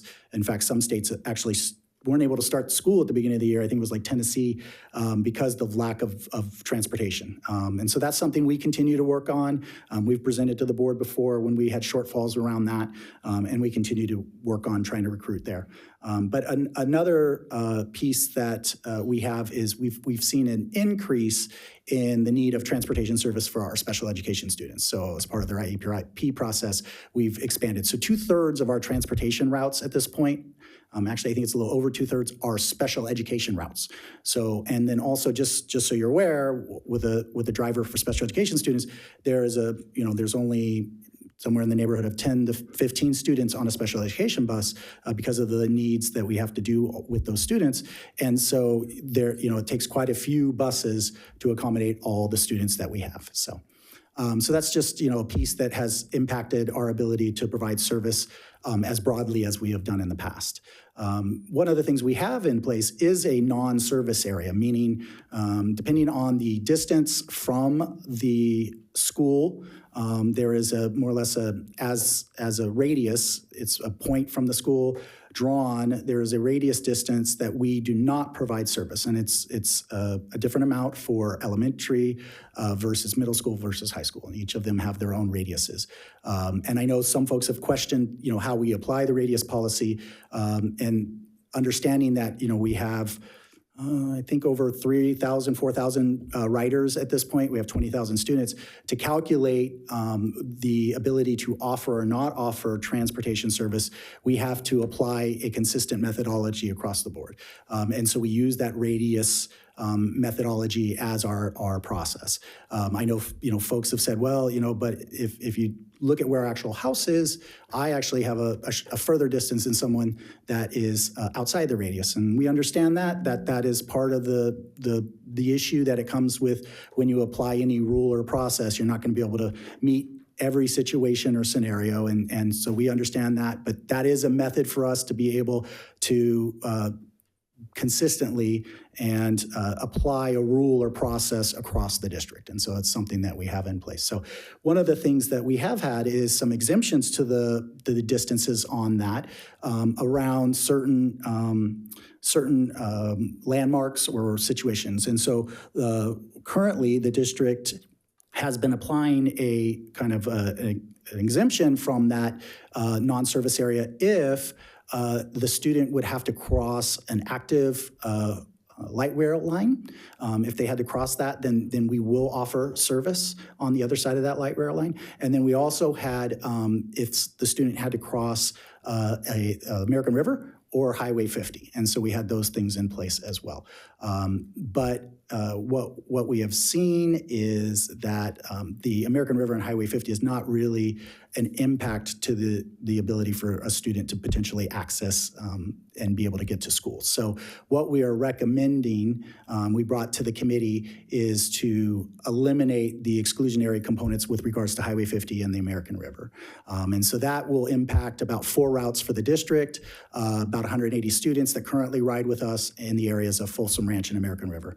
And you might remember about a year and a half ago, we came with the same conversation about non-active railroad tracks, because we had been also including that area, and we eliminated that exclusion as well, which eliminated some routes a few years back. So that's kind of where we are. The committee supported that recommendation. They believe that that's a necessary step to a couple of big reasons. One is just having the capacity for the continued growth of the service needs that we have when it comes to transportation for the required services, when it comes to special education students. One of the areas that we've had an impact with our special education riders is because we are so tightly compressed, we have some students riding in excess of an hour and a half one way on the buses on our special ed routes, which I think we can all agree is excessive. And then these are students also that often have needs that need to be managed. And so having them potentially 3 hours a day on a bus is not the outcome we want to have. And especially since that is a priority or required priority under education code, we need to make sure that we're offering a service that's more aligned with the needs of the students. And so that's a big piece of it. So by doing this application of a policy we already have in place just consistently all the way through the district, it will impact some general education riders that currently are using our buses. They will be middle school, high school students that will be impacted by that. And then instead, what we will be able to do is accommodate all of the students that we have, and then the students that are outside of the areas, we will be able to hopefully provide service, and we won't have as many wait lists. We do currently have wait lists on many of our routes as well, just because we're only able to potentially run one route or one bus there to that area, and versus be able to split it up into multiple buses. So that's been an issue for us as well. Can I ask you a question on that? Sure, of course. The students who are on the wait list, they're actually within the zone to Yeah, there's different ways. We have multiple routes that have wait lists. So some are within the area that would be they would be now in the non-exclusionary. We have a wait list in that area. The Folsom Ranch area definitely has a wait list or two. But we also have a couple of routes that are outside of our non-exclusionary area that have a wait list as well. And I don't know the locations on that as well, but yeah.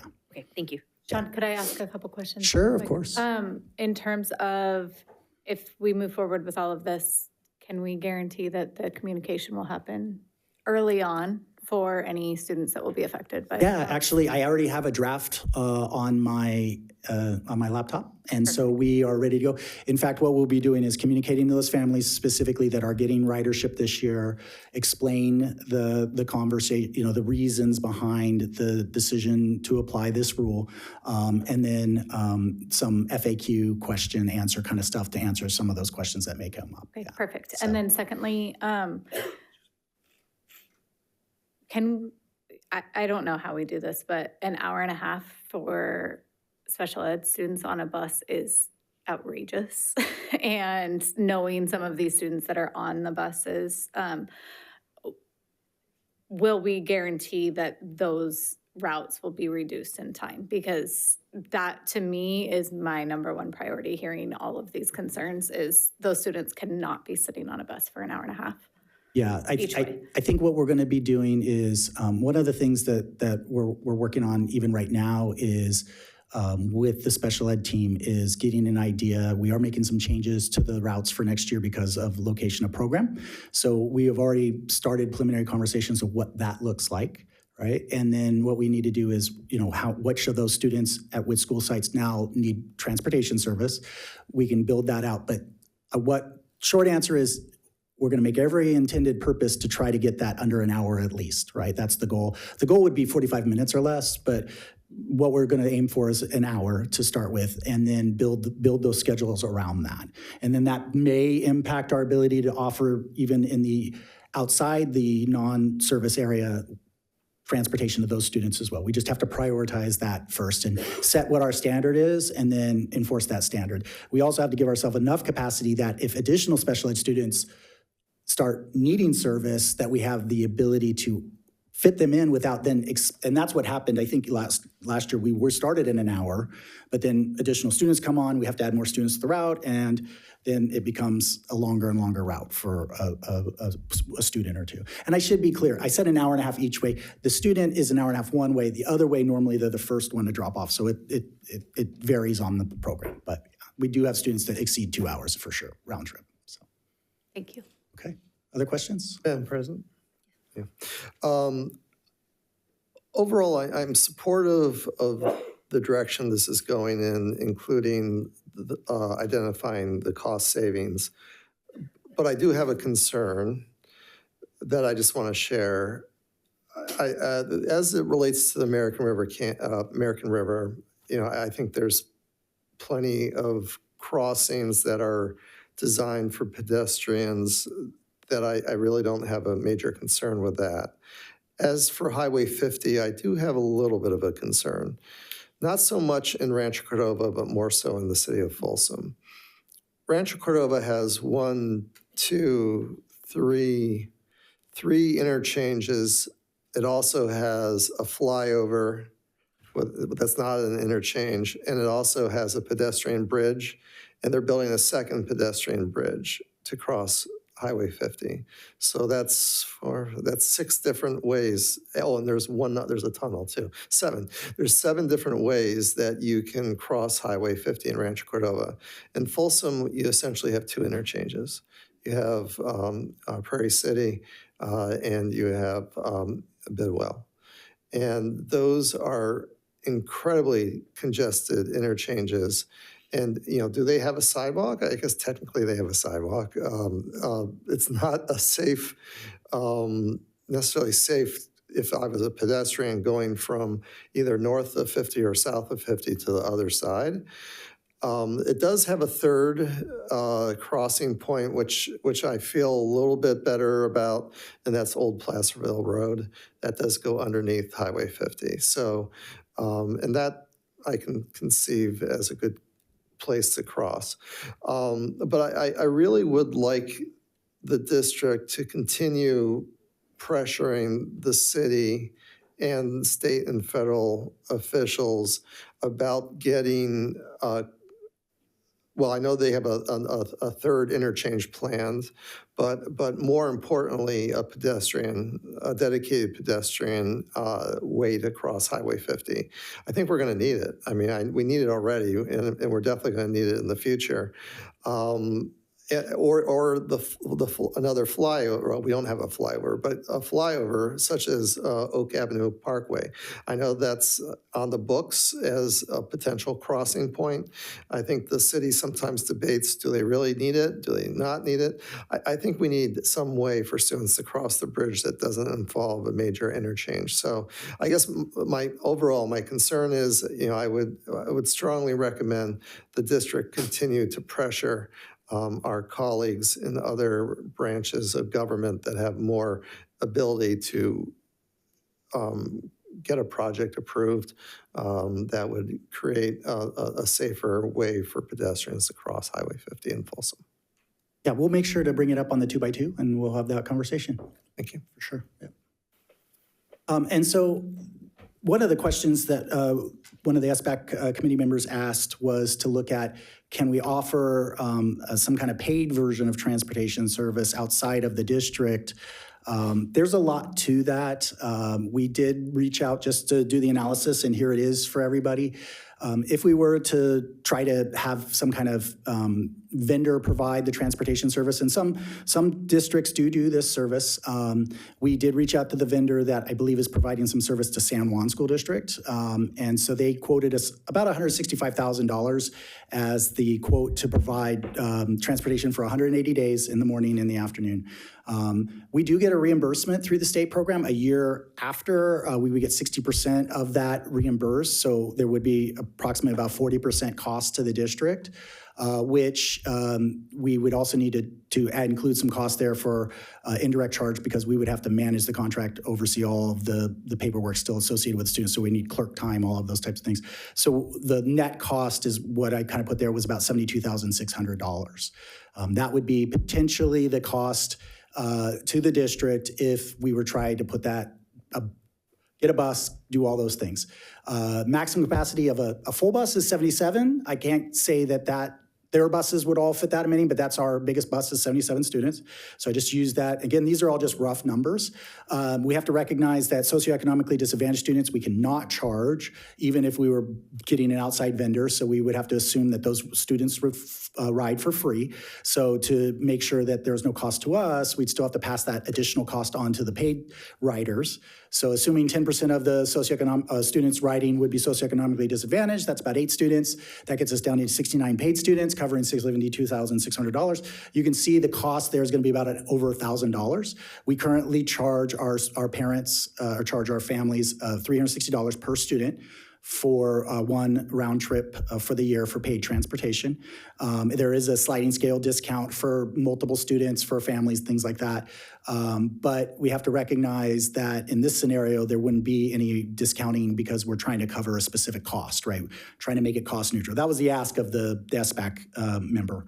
How can we make it so it doesn't impact the cost to the district when it's not costing us anything to offer this service? So it'd be about $1,000, which is about $700 more than what we currently charge students. A couple of things we'd have to take in consideration. You'd have to have all the students sign up ahead of time and pay in advance, because we would be signing a contract for the year. There would be no discounts around that. And then if we didn't have enough riders, we wouldn't be able to offer the service. We'd have to not do that. Additionally, there are some questions about insurance, about clearance of the driver for the bus. They would have to meet certain driving requirements. Realistically, you would have one single pickup and drop-off point. So you'd be picking up, say, at Mangini and drop off at the school, and then back to Mangini, that type of thing. And so I was just asked to put this together as part of the conversation. So then, this would be potentially, because I know when we've reduced routes in the past, parents have reached out and said, I'd be willing to pay whatever it takes. So we did, just again, back of the napkin analysis of what that would take. And so if there is, a vocal group of parents who are interested, we could see if we can get 70 students that would be interested in doing that, and then we could start that process. I would also share we would need to meet with our labor partners. This is a service that is provided by our CSEA folks, and so if we were to try to contract out for that service, we would need to have a conversation with them. Realistically, we know we can't fill that role with our current staff, so I don't know if it will be a problem or not, but it's part of the process as well. So just want to make sure you guys know about all of those things. So that's just another piece that's there. Just so you know, I also spoke to half a dozen people that were part of RT Transit. We had quite a good conversation. Angela and I spoke to those folks about the fact that we were looking at this option and if they had any feasibility to provide transportation via RT Transit. Unfortunately, they're in a similar situation in that they have no funding to expand routes from their current system that they have. So right now, they do not provide any RT transit service south of Highway 50 in the Folsom Ranch area.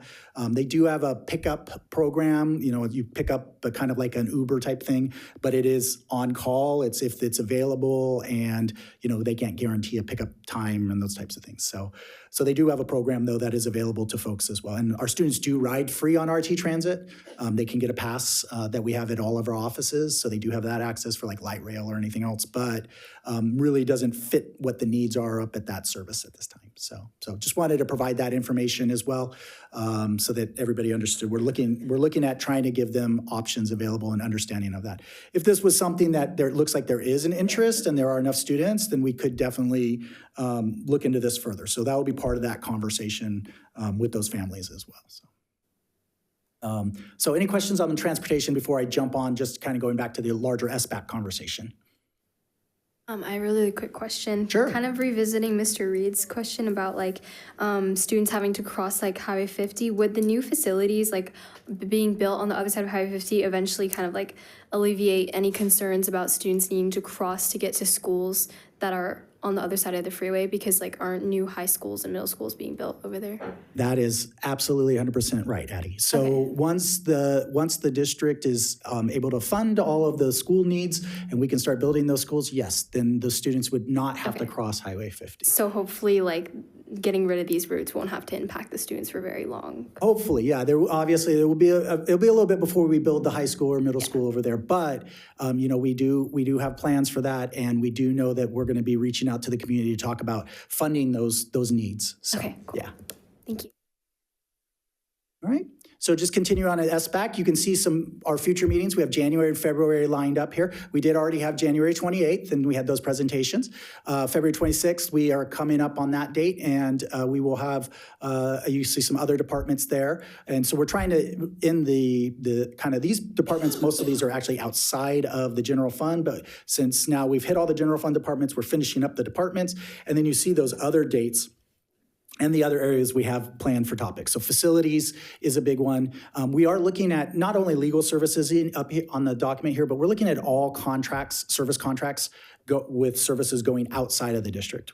We're going to analyze all of those to see if there are ways to bring those contracts in-house, or if we can do them cheaper, or do we have to have those services? And so that's something we're going to be working on, looking at our reserves and other post-employment benefits, which is more or less benefits we provide to retirees after they've left the district. There's a liability or cost for that we deal with, so we have to look at those things. Special education will be coming back around again. We're going to look at how we do our compensation and the leaves and other things that we provide. And then we're going to come back around and look at student services. That was a brand new department when we first did the presentation. And so now we're going to come back and talk about some of the reorganization that's happening within that department. And I'm sure there will be even more meetings to come. So questions, any questions that you guys have about the SBAC, the process, and any of the recommendations they had? All right, well, thank you guys so much. Okay, moving on to item B, the 2026 Local Control and Accountability LCAP Mid-Year Monitoring Report. And we'll invite Elena Cabrera to the lectern to give us our mid-year of the LCAP. It's a standard item. It's really exciting. Yes. We're about to do some It is, and I data apologize. walks pretty soon too, which I'm excited about. That's right. I apologize. I have whatever the heck is going on. I was sick in early January, and I already did the sick thing, so I don't know why it's coming around again, but here we go. I don't feel like I'm alone in this, by the way. I hear some sneezing and coughing going around. So Elena Cabrera here. Good evening, President Larrett, members of the board, my esteemed colleagues. It's so good to see everybody. I do have the local control mid-year. A couple of things before we jump in. You have the report in front of you, and so that is attached to this presentation. So I'm not going to go page by page unless you have any specific questions I'm happy to answer. What you're going to see in here today is the mid-year is the dollars in here. A lot of the times you'll notice a little bit of dollars were spent, and where we had a larger amount of budget. I want to remind you that the numbers that we used were first interim, first interim, which is generally October. We're in February now, and so more dollars have been spent. But we use what we call searchable data, or something that we can have a fixed date, and first interim would have been the right time for us to use. Second interim, and I know Sean has stepped out, is currently being done right now, so it wouldn't have been timely for us to add that data. But you'll see this data updated at our LCAP at the end of the year. So this is kind of a general in the middle of the year as best as we can. So again, the dollars come from the first interim. The data that you see here largely comes from the dashboard, which was released in December of 2025. Okay, so with that, I'm going to jump right in.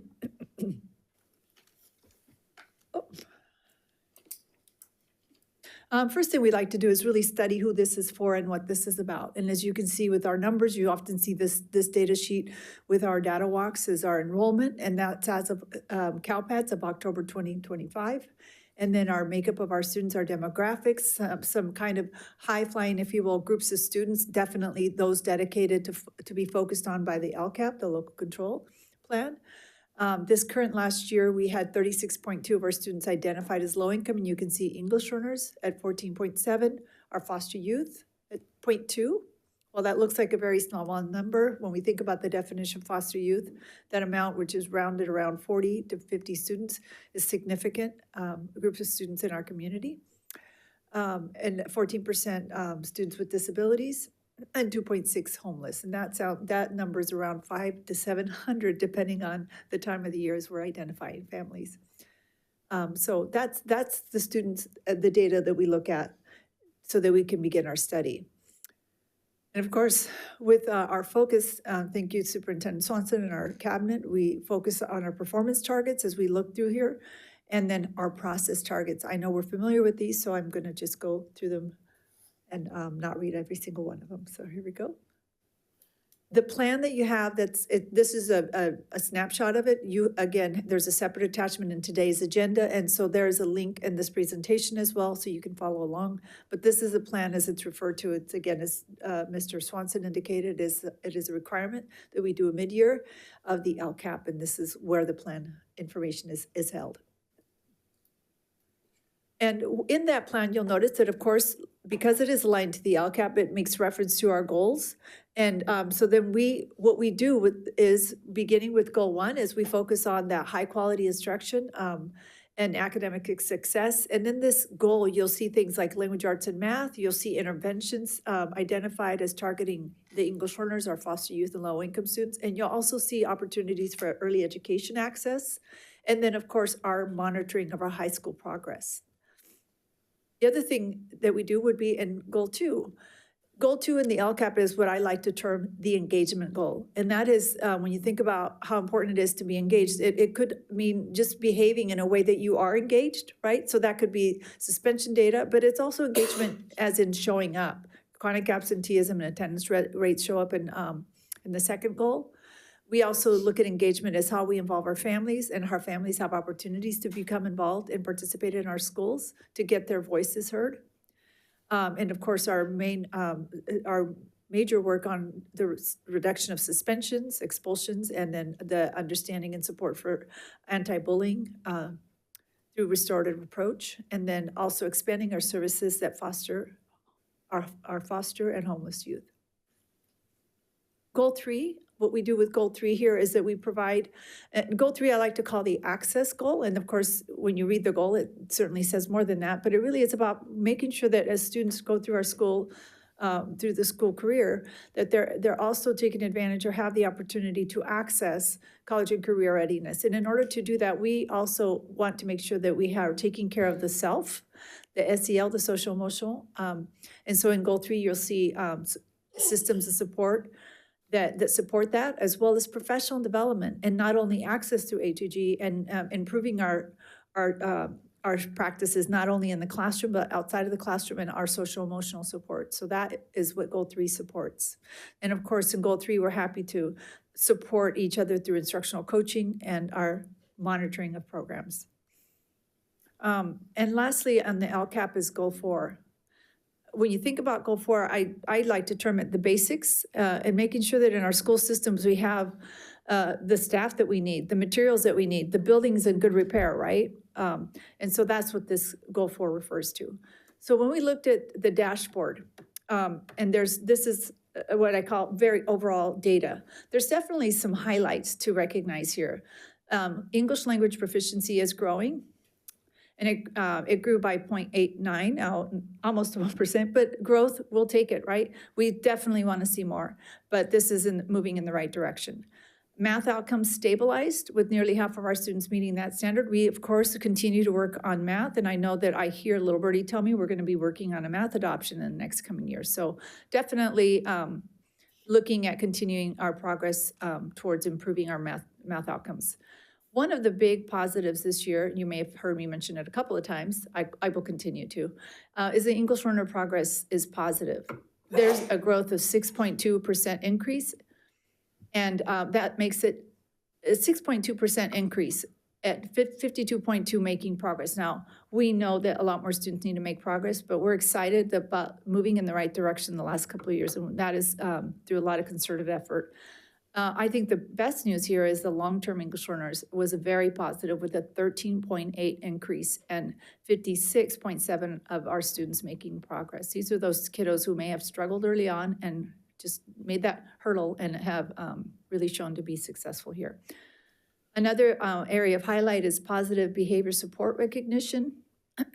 We have a number of schools that were identified BBIS, either platinum schools, and I mean, I should have listed them all, but in essence of keeping to my slides, I'm happy to report there's a lot of positive news on our PBIS and our schools that have demonstrated recognition, being recognized for their work on climate practices.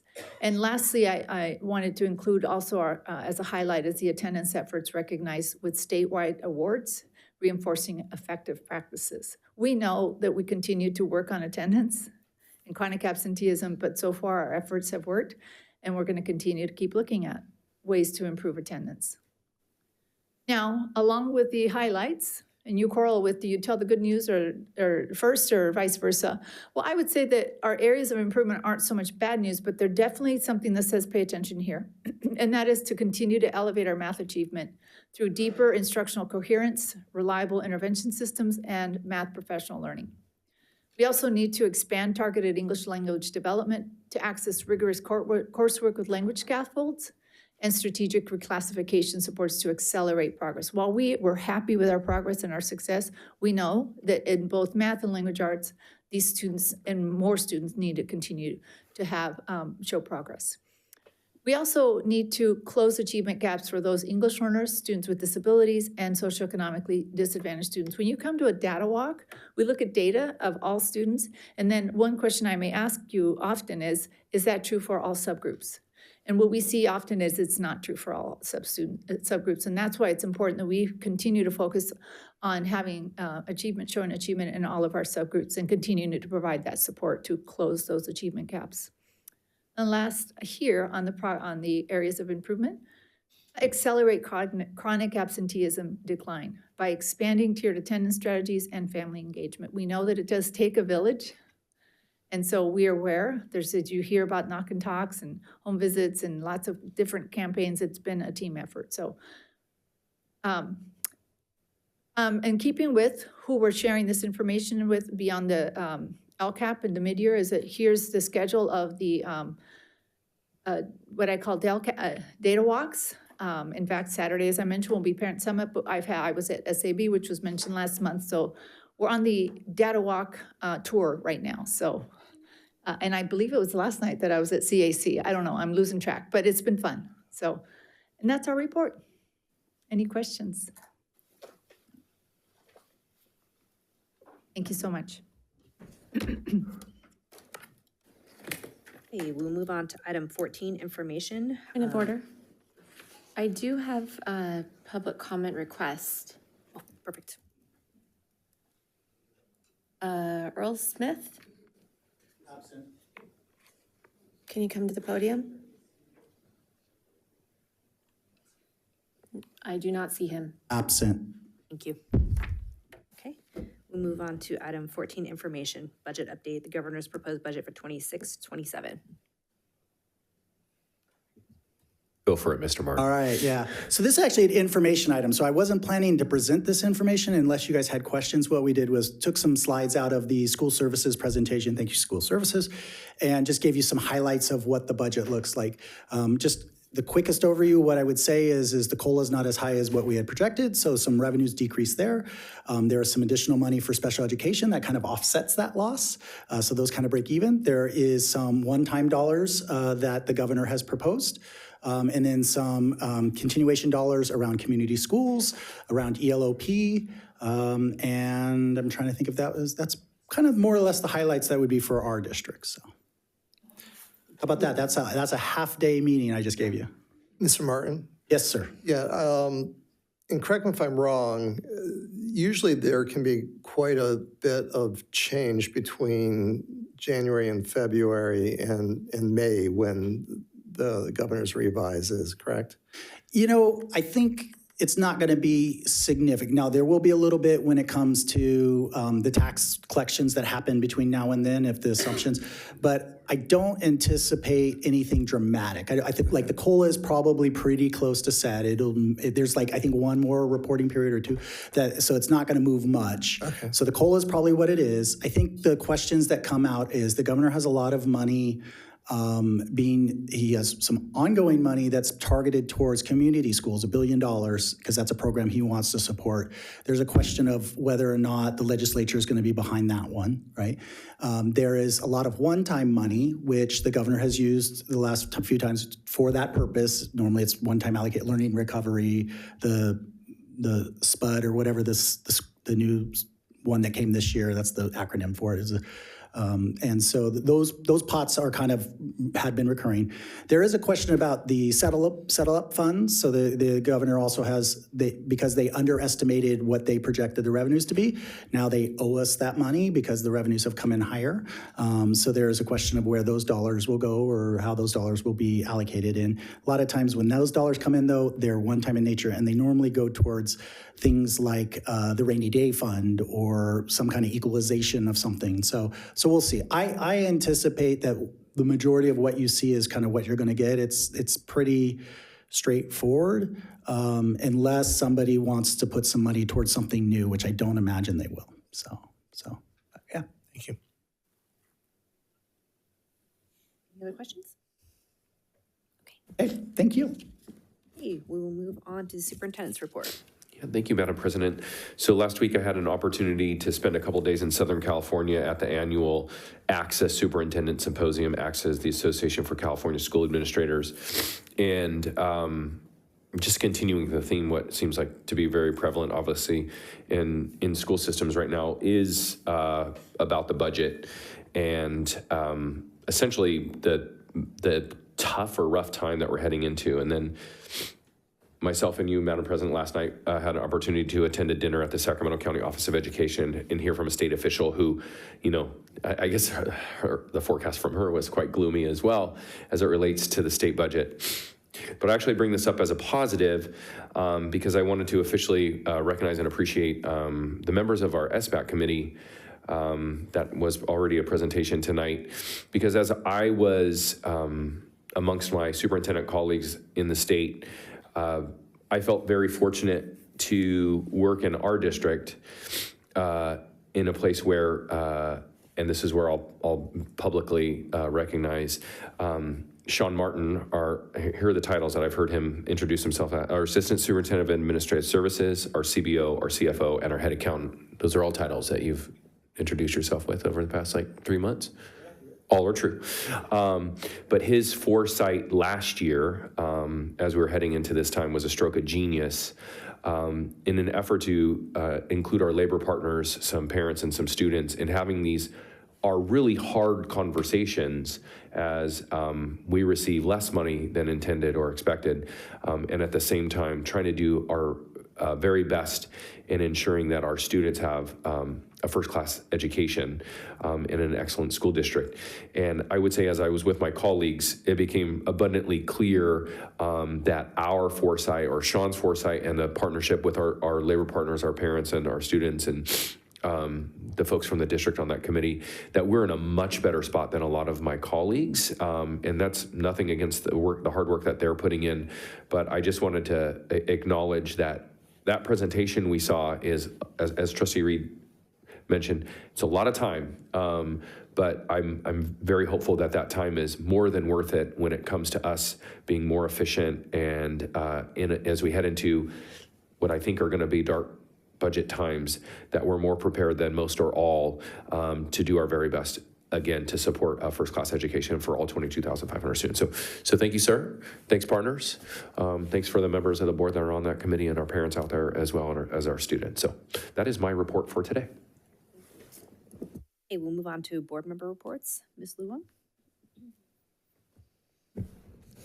Okay, so my school actually did the secondary school presentation, so I'm just going to reiterate a few things that they actually already mentioned. But next week is the week before our ski week break, so Vista is going to have a full Spirit Week dedicated. It's called Vista Tines, which is kind of like a combination of like Valentine's and celebrating Vista Spirit.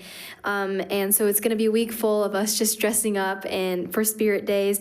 And we'll be capped off on Friday with our Unity Rally, which they explained how they're going to foster greater unity amongst our student body, having freshmen and seniors compete against sophomores and juniors. So that'll be really fun. And I think the theme is like bikers versus surfers. So yeah, that'll be super fun. And then our Vista's academic decathlon team scored second at our county competition about 2 weeks ago, and then we just had the award ceremony, like they mentioned, this past weekend. Our primary team won a whole bunch of medals, and actually, Folsom High won their, I don't know what their streak is, but this is probably their like 5th or 6th win in the county. So congratulations to Folsom High's academic decathlon team. They are constantly our rivals.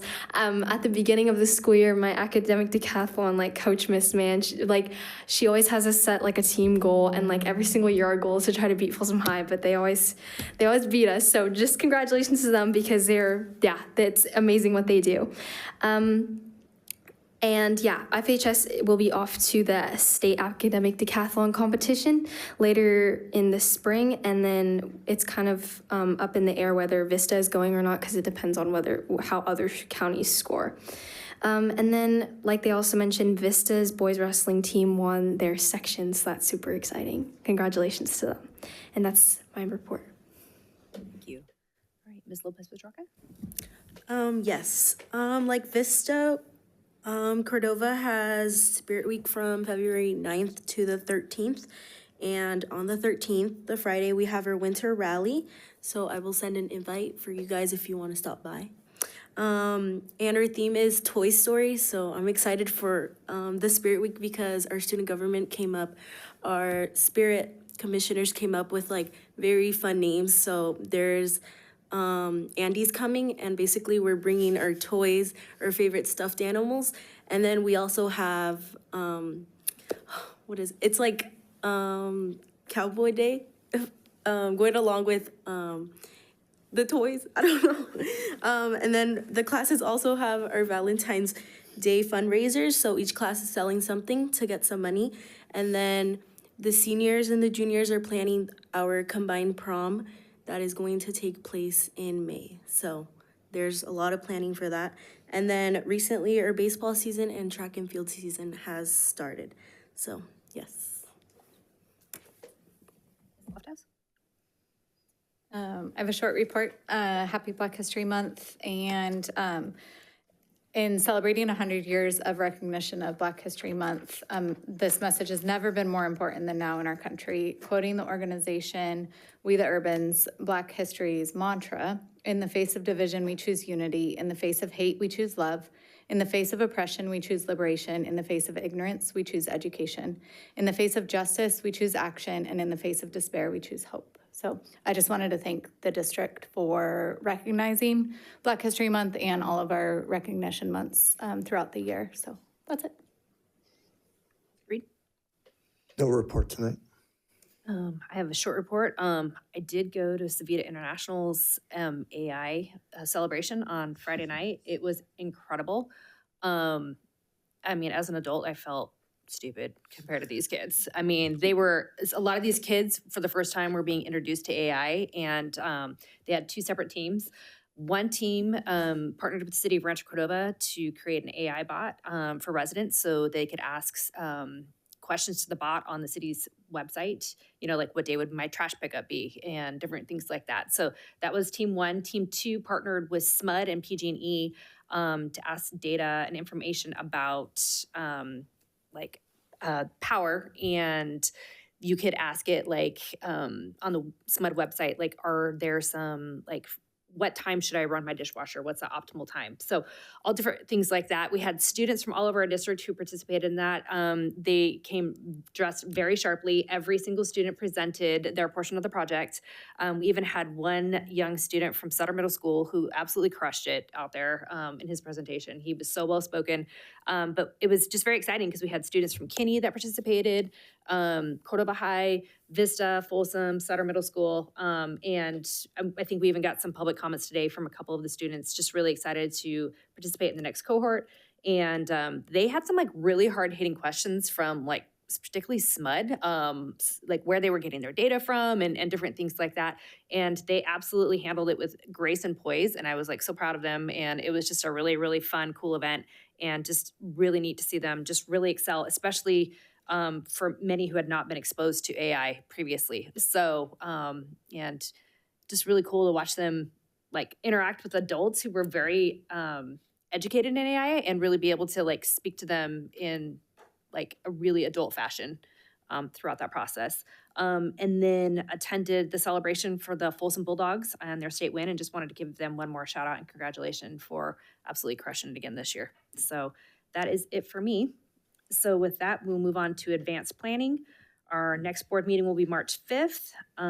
There is the 12-month board calendar. And with that, is there any suggested future agenda items? Hearing none, we do need to return to closed session, so we will recess to closed session.